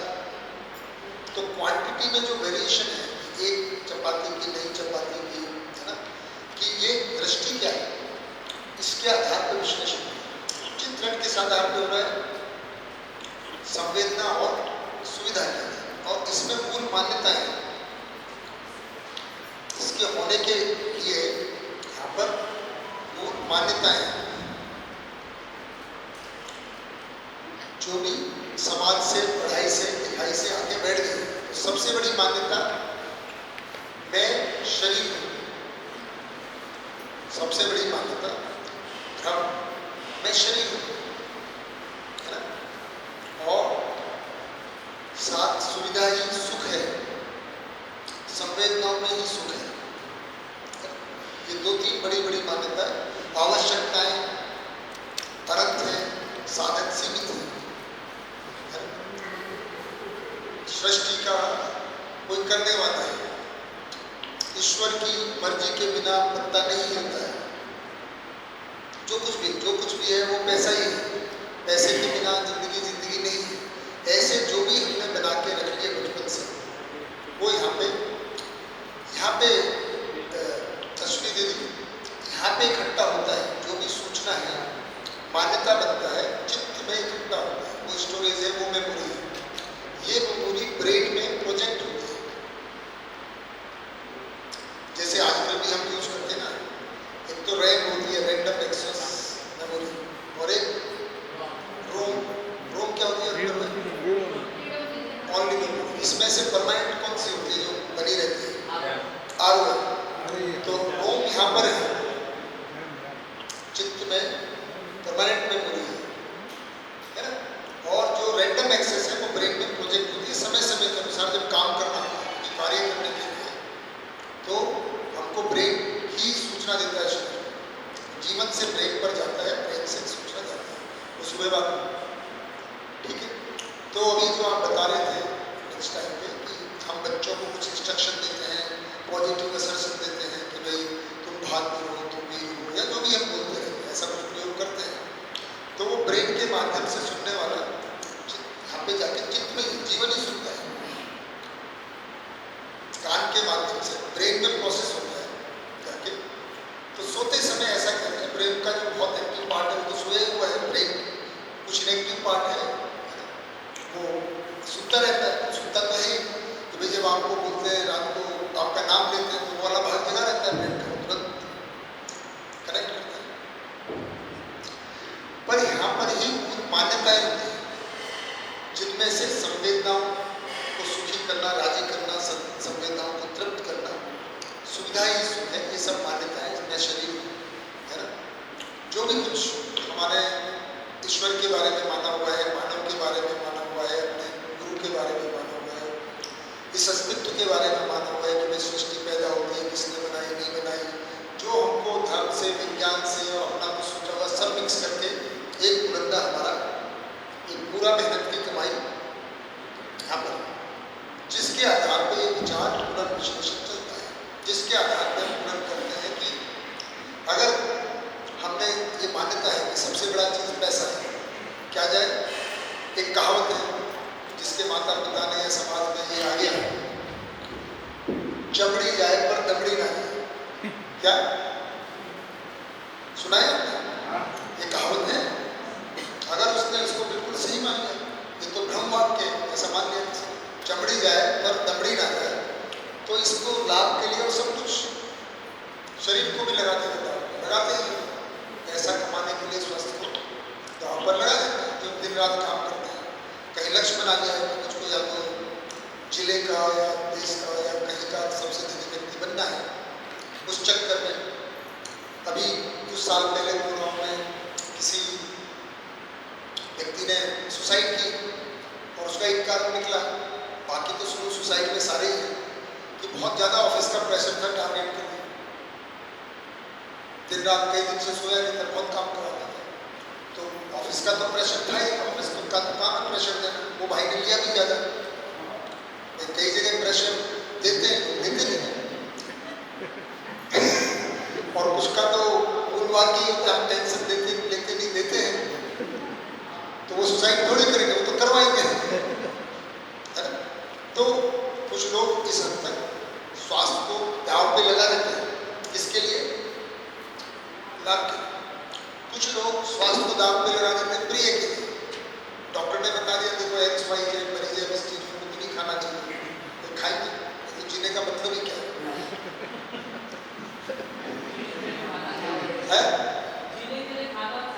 खाने के लिए, तो खाने के लिए तो जी रहे हैं, खाना बंद कर दिया, क्या करेंगे? तो जोक भी है, अगर है ना डॉक्टर बोलता है, जो डॉक्टर बोलता है अगर सारी बात मान लें कि दारू मत पियो, सिगरेट मत पियो, ये मत खाओ, वो मत खाओ, तो आदमी बोला अभी करूँगा क्या? क्योंकि उसको अभी शरीर का सदुपयोग नहीं पता है, शरीर माध्यम में ये नहीं पता है, शरीर ही साध्य है, उसी से सुख मिलना है, तो लेना ही है उसको। तो जो लोग बीड़ी, सिगरेट, गांजा या ऐसा पीते हैं, इसका मतलब सिर्फ इतना है, उनको शरीर का सदुपयोग नहीं पता है, शरीर साधन है, वो जीवन के लिए साधन है, तो जो शरीर को हार्म करते हैं, खा पी कर कुछ भी करके, उसका इतना ही मतलब है। तो अगर हमारे बच्चे अभी हम कहते हैं स्वस्थ आदतें होनी है, तो अभी हमने उनको ये बात ढंग से नहीं पहुंचा पाए हैं कि शरीर साधन है और जीवन का कुछ भी लक्ष्य को पूरा करने के लिए साधन का सही होना जरूरी है। स्वस्थ रहने के अर्थ में ये क्रियाएं जरूरी है, वो भी हम समझा नहीं पाए। तो जहाँ हमको शरीर का सदुपयोग नहीं पता है, हम शरीर से ही सुख लेने का कोशिश करते हैं, चाहे फिर स्वास्थ्य बिगड़ जाए तो ये स्वास्थ्य, तो ये सब मान्यताएं यहाँ रहती हैं। तो भ्रमित स्थिति में साक्षात्कार बोध संकल्प अनुभव ये नहीं हुआ होता है, या बहुत ही नेग्लिजिबल कुछ साक्षात्कार जैसी कुछ चीज लिखी हुई होती है, पर वो बहुत नगण्य है, कोई कोई सत्य का भास हो सकता है, पर वो बहुत हल्का है, किसी घटनावश, किसी परिस्थितिवश, परंतु निरंतरता किसी चीज की नहीं है। ये वाला भाग खाली इतने में हम चलते रहते हैं। ज्यादातर ये हमको आए भी बाहर से है, समाज से, शिक्षा से ही हमारी मान्यताएं बनी है, और इन मान्यताओं के आधार पर ही हम हमारा पुनर्विश्लेषण, आस्वादन, चयन, कार्य, व्यवहार चलता रहता है, और क्षणिक सुख में हम पेंडुलम में घूम रहे हैं, या तो क्षणिक सुख और नित्य दुख की तो बाई डिफॉल्ट है, जितना पीड़ा हमें बना हुआ है, निकलता कभी कभी। हमको कई बार ये भ्रम हो जाता है कि देखो हम डरते नहीं हैं, हमें प्राण में नहीं, ऐसा बहुत लोग बोलते हैं, है ना। तो अचानक सांप आ जाता है, तो छिपकली आ जाती है, उसी से डर जाते हैं, कॉकरोच आता है उससे डर जाते हैं, बोलता हमको कोई भय नहीं। फिर डरे क्यों? भय था, निकला कॉकरोच के साथ। अब हमेशा तो कॉकरोच होता नहीं है ना। सबसे ज्यादा भय में कौन सा होता है? जो हमेशा दिखता रहता है, होते तो चार ही है। सबसे ज्यादा दिखता कौन सा है? प्राणभय होता है, दिखता तब है जब जिससे हम डरते हो सामने मान सबसे ज्यादा, क्योंकि उसका पता हमेशा चलता रहता है, क्योंकि वो मानव के संदर्भ में है ना। तो हमको उसका डर सबसे ज्यादा सताता है, मान भय सबसे ज्यादा होता है कि हमारी इज्जत होगी कि नहीं होगी, कहीं बेइज्जती तो नहीं हो जाए, लोग हमको सलाम करेंगे कि नहीं करेंगे, हमारे दोस्त हमको पूछेंगे कि नहीं पूछेंगे, ये सब मान भय में आता है। देखिए आप क्वेश्चन आ रहा था कि आईक्यू कहाँ पे होता है, जीवन में? सब जीवन का आईक्यू मेमोरी सब ब्रेन केवल सीपीयू है, सेंट्रल प्रोसेसिंग यूनिट है, वो केवल प्रोसेसिंग सूचना का आदान प्रदान करता है। आईक्यू मतलब जिंदा रहने के बारे में जानकारी, कितनी ज़्यादा इंफॉर्मेशन है, इंटेलिजेंट क्वेश्चन जो होते हैं, जिसको हम अभी स्किल बेस्ड ही मानते हैं कि कितनी हमारी अवेयरनेस है about the society, world, technology, science, है ना, पर वो फिर भी जो होगा वो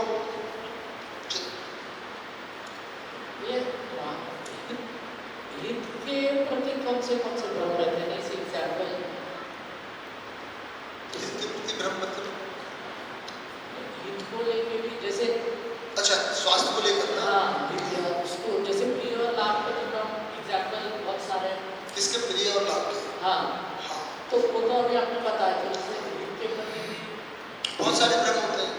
जैसे फॉर एग्जाम्पल 4 बजे उठने से स्वास्थ्य ठीक रहता है, हो भी सकता है, नहीं हो सकता है। अब आप 4 बजे उठ जाओ लेकिन दारू पियो तो 4 बजे उठने का फायदा क्या है? मतलब बहुत सारा और उल्टा सीधा काम किया जाए और 4 बजे उठा जाए, तो ऐसे भ्रम है ना।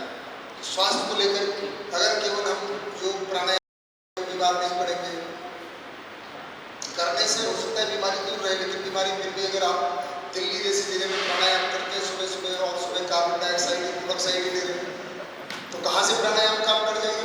प्राणायाम तब काम करेगा कोई खेत में जाओ, मतलब वो भ्रम हो गया ना। प्राणायाम अब फिर भ्रम हो गया। प्राणायाम का मतलब तो ये था कि स्वच्छ हवा कुछ कंसेप्टिव रूप में जाए।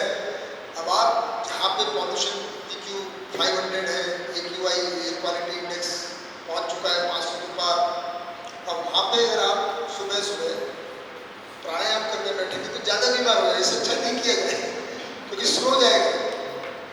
आप तो प्राणायाम मतलब कंसेंट्रेटेड फॉर्म में करें, प्राणायाम किया जाए तो शुद्ध, कम से कम यवतमाल आके किया जाए, यहाँ की वायु फिर भी शुद्ध है।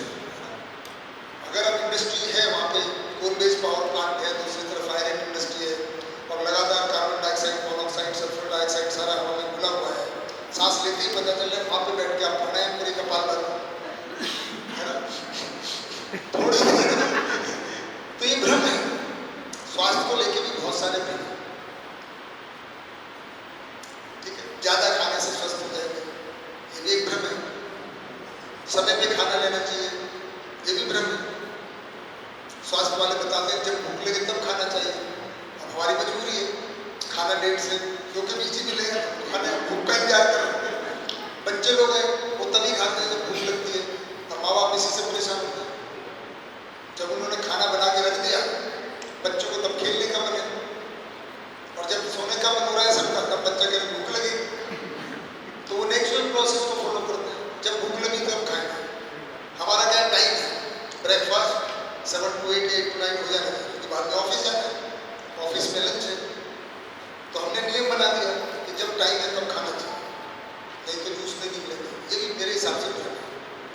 शरीर का नियम है, अगर आपने सुबह सुबह ज़्यादा ठूस लिया है, मतलब कुछ बढ़िया पराठे बना दिए घर में, तो 1 बजे कहाँ से भूख लगाएगी? शरीर उसी को पचाने में लगा हुआ है। लेकिन आपकी मान्यता है 1 बजे से 2 बजे लंच टाइम है और खा लेना चाहिए, तो वो फायदा नहीं करेगा। फिर चाहे आप घी भी खाएंगे तो भी वो नुकसान ही करेगा। तो मतलब मैंने कुछ बता दिया जो मुझे सूचना है, बाकी स्वास्थ्य के बारे में बहुत सारे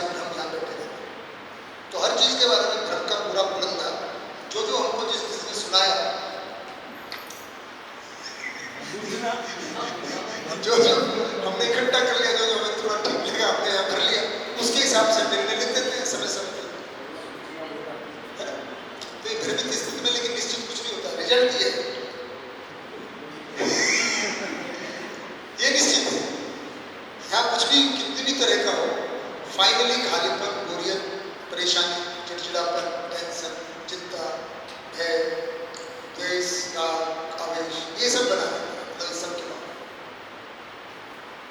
ठीक है बताइए, आगे बढ़े। रविंद्र से हाँ गीता दीदी माइक पीछे इधर भी हो जाए। हाँ जीवन क्रिया का पूरी रिलेटेड है। हाँ रिफ्लेक्स सेक्शन की बात होती है बायोलॉजी में, तब बोला जाता है कि जो भी कुछ एक्शन होती है तो वो इलेक्ट्रिकल और मैकेनिकल सिग्नल्स वहाँ तक जाते हैं और वो वैसा रिफ्लेक्स एक्शन होता है। तो ये जीवन क्रिया और रिफ्लेक्स एक्शन का क्या संबंध है? बढ़िया, बहुत बढ़िया। तो हमने अभी बताया था मच्छर बैठता है, ये सुना है आपने मच्छर वाला? मैं उसी को लेके बता रहा हूँ कि ज़्यादातर लोगों ने सुना है, सोम भैया उसको बिल्कुल बताते हैं, मैं भी उसी को बताता हूँ। रिफ्लेक्स एक्शन का क्या मतलब है कि आप जीवन है, आप में मान्यता है क्या कि अगर बच्चे यहाँ बैठे उसको खून पीने से मलेरिया हो सकता है, बैठते ही मार देते, या मान्यता है। तो हो गया क्या, अभी आपकी मान्यता है कि अपनी डिसाइड नहीं कि मच्छर बैठेगा, और जैसे आपको लगा कई बार मच्छर बैठा नहीं ना और हमको लग गया कि बैठा हुआ तुरंत क्या करें। रिफ्लेक्स एक्शन का मतलब हुआ कि जीवन को उस समय निर्णय नहीं लेना पड़ता, एक बार ले लिया, एक बार मान्यता बन गई और कैसे उसको अभ्यास करना है उसका आपको अभ्यास नहीं होता है, तो वो रिफ्लेक्स एक्शन में आ जाता है। जीवन में निर्णय वही रहता है, बस उसको एग्जीक्यूट करना होता है। अगर आप नए रास्ते जा रहे हैं, एक दिन जैसे इस सीढ़ियों में मैं पहली बार चढ़ा है ना, तो मैंने देखा कि ये कितना डिस्टेंस है, कितना मुझे समझना है। तब वो मुझे पहली बार जब मैं चला तो जीवन निर्णय ले है ना कि भाई इतना ऊंचाई है, इतना पैर से करके चलना चाहिए है, उसकी हाइट कैसे का अनुमान लगा रहा है, हिलने का अनुमान लगा रहा है कि कितना हिलेगा। वो मैंने अब एक दो बार करके देख, अब मैं आया तो फटाफट जैसे आपकी तरफ देखते हुए भी उधर से अभी भी दिखता उतना ठीक नहीं है ना, मतलब ठीक है लेकिन एकदम उतना स्पष्ट नहीं है, ऊपर कपड़ा नहीं है तो अंदर पता नहीं क्या है। तो जीवन ये देखता है, कई बार हम सीढ़ियों पर चढ़ते हैं और सीढ़ियों से उतरते हुए हमको लगता है चढ़ते उतरते कि सबकी हेल्थ लेवल बराबर होता है, हम ये माने रहते हैं। सडनली किसी की कम ज़्यादा होती है तो हमको भूकंप जैसा लगता है। तो रिफ्लेक्स एक्शन का मतलब ये है कि जो 2-3 बार हो चुका है हमको मान लिया है ये तो ऐसे ही होता है। जैसे गाड़ी जब सीखते हैं तो हम निर्णय ले रहे हैं, यहाँ पे ब्रेक लगाना है तो ब्रेक बोल जीवन बोल रहा है कि देखो आगे कोई जा रहा है, हमने ब्रेक नहीं लगाया तो रुक जाए, और आप लगाने की कोशिश कर रहे हो, फिर आप जल्दी पहुँच गए, हड़बड़ाते हैं, पता नहीं क्या करेगा, फिर ब्रेक लगा है। तो ये अभी निर्णय हो रहा है, ये क्रियाएं चल रही है, चित्रण विश्लेषण। धीरे धीरे आपको गाड़ी आ रही है, अब क्या होता है आप बेसिक गाना नहीं सुन रहे, बात भी कर रहे, कोई दिखाई दे तुरंत ब्रेक, वो रिफ्लेक्स में आ गया क्योंकि आपका वो अभ्यास हो चुका है, जीवन में वो निर्णय हो चुका है कि ऐसी स्थिति में यही करना है। तो ये अभ्यास वो रिफ्लेक्स एक्शन में आता है। जीवन के स्तर पर ही होता है। हाँ करता सब कुछ शरीर जो करता है बिना करते करता ही शरीर अपने आप शरीर में होता है, वो खाना पचना तो जीवन नहीं पचा सकता। अगर आपको इंडाइजेशन हो गया है अब जीवन के बचेगा तो वो तब तक उसके लिए जो शरीर की जो व्यवस्था है उसको करना पड़ेगा, उपवास करना पड़ेगा या कुछ खाना पड़ेगा, कुछ करना पड़ेगा। हालांकि करता वो नहीं जीवन, डॉक्टर का जीवन जो शरीर को समझा हुआ है ना, परंतु मेरा जीवन उसको ऐसा कर लेगा, पेट को ठीक नहीं होता है, वो पेट ठीक है चल रहा है।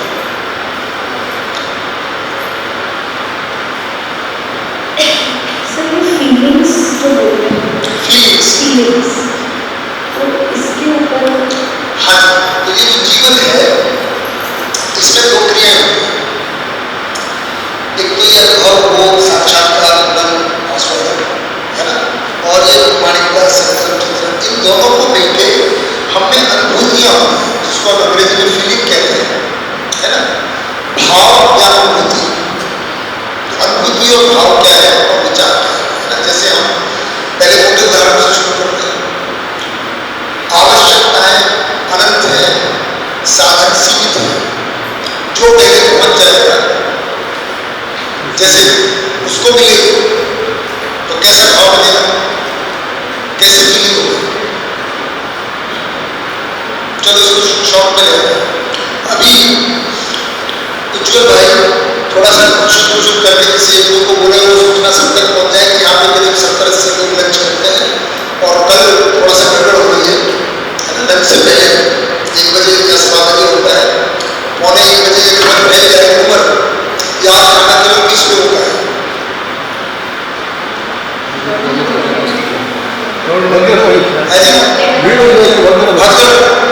पहले तो है मुझे नहीं मिलेगा, क्या सूचना मिली, केवल इतनी सी सूचना कि भाई वो 80 लोग खाते हैं 70 से 80 के बीच में और वहां पर आज खाना केवल 20 लोग।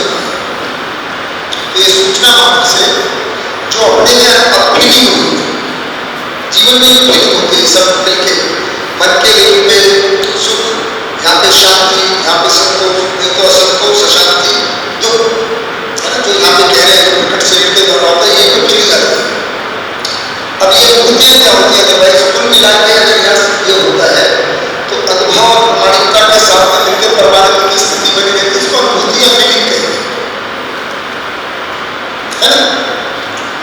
यहाँ पर आनंद की अनुभूति बनी रहती है, यहाँ पर संतोष की, यहाँ पर शांति की और यहाँ पर सुख की। ये सब मिलकर भाव के रूप में जब हम परस्परता अपने में स्थापित हो गए, अपने में संबंधों के प्रति, अब पिता की भी क्रिया एक भी माना हुआ है, सारे संबंधों के भी जो उसको पहचान और स्वीकृति है वो भी यही पर है। आप आगे बढ़ेंगे, संचेतनावादी को भी ज्ञान है, वो बहुत बातें पढ़ाई जाती है, उसमें सब चीज ये डिटेल है कि मन में कौन कौन सी फीलिंग है, वृत्ति में कौन सी है, ये मन है, ये भी बताइए क्या होगा, जहाँ आस्वादन किया गया वो मन है ना। तो देखिए तो बहुत तरह की फीलिंग होती है, तो भाव भी उसमें आ जाता है, भी उसमें आ जाता है, सब उसमें। तो ये सारा भाव ही ठीक है, बढ़िया। और के बाद आगे बढ़े। अब हम दूसरा केस लेते हैं, जो व्यक्ति अध्ययन कर रहा है, जैसे बात शुरू तो अभी तक यहाँ तक मान्यताओं का उल्लंघन और सारी मान्यताएं 3 ही कैटेगरी के होंगे। अस्तित्व क्या है, कैसा है, हमने कहा अस्तित्व नित्य वर्तमान है, वो तो हमने अभी प्रस्ताव दिया, जांचेंगे मान्यता अपने अस्तित्व के बारे में जाने। हमने माना हुआ है टाइम इज मनी, हम कह रहे नित्य वर्तमान और आपने माना टाइम मनी। अब टाइम इज मनी मान के जो आप एक्शन लेंगे, जो चित्र बनेगा वो कैसा बनेगा, हर बड़े का अभी कभी चेंज से बैठ सकते हैं। अगर आपकी मान्यता में ये अच्छे से स्थिर हो गया टाइम इज मनी, तो अगर आप 5 मिनट बैठे आपको लग रहा है आपको करोड़ गायब हो गया, ऐसा लगेगा आपको यार खाली हुई 2 घंटे बर्बाद कर दिए, मतलब 20 लाख। बहुत लोग ऐसे नहीं करते, मैं 1 मिनट में इतना अपना बिंदु बना कर ऐसे बड़े गर्व के साथ, क्योंकि जिसकी मान्यता नहीं है, क्यों ये मान्यता नहीं टाइम इज मनी, क्योंकि मनी इज एवरीथिंग, क्योंकि सुविधा भी इसमें, क्योंकि अस्तित्व का किसी को कोई भरोसा नहीं कब क्या होगा। अस्तित्व के बारे में क्या मानता है, किसी को कोई पता नहीं, ये बिग बैंग हुआ था, बिग क्रंच हो जाए, फिर से बिग बैंग हो जाए, सब खत्म हो जाए, तो किसको क्या पता, कौन जाने क्या हो जाए, खाओ को ऐसा दूसरे की परवाह करने की क्या बदलेगी। तो एक मान्यता से पूरा जीवन शैली बदल सकती है ना। तो इस तरह की मान्यताओं का बंदा यहाँ पर है, भ्रम है, अस्तित्व जैसा नहीं। ये मैंने कुछ उदाहरण दिए, इसके बहुत सारे वेरिएशंस, परम्यूटेशन, कॉम्बिनेशंस यहाँ पे इकट्ठा है। अब देखिए सबकॉन्शियस माइंड की बात करते हैं, पहली बात तो हिंदी में माइंड का कोई वो नहीं है और इक्विवेलेंट वर्ड, जैसे अंग्रेजी में मन का व्यक्ति का कोई शब्द नहीं है, इंग्लिश ट्रांसलेशन में हमारी उसका भाव मुश्किल लगी हुई है कि उसको ट्रांसलेट करें, तो अभी हम मन व्यक्ति ही लेके चल रहे हैं, क्योंकि शब्द ही नहीं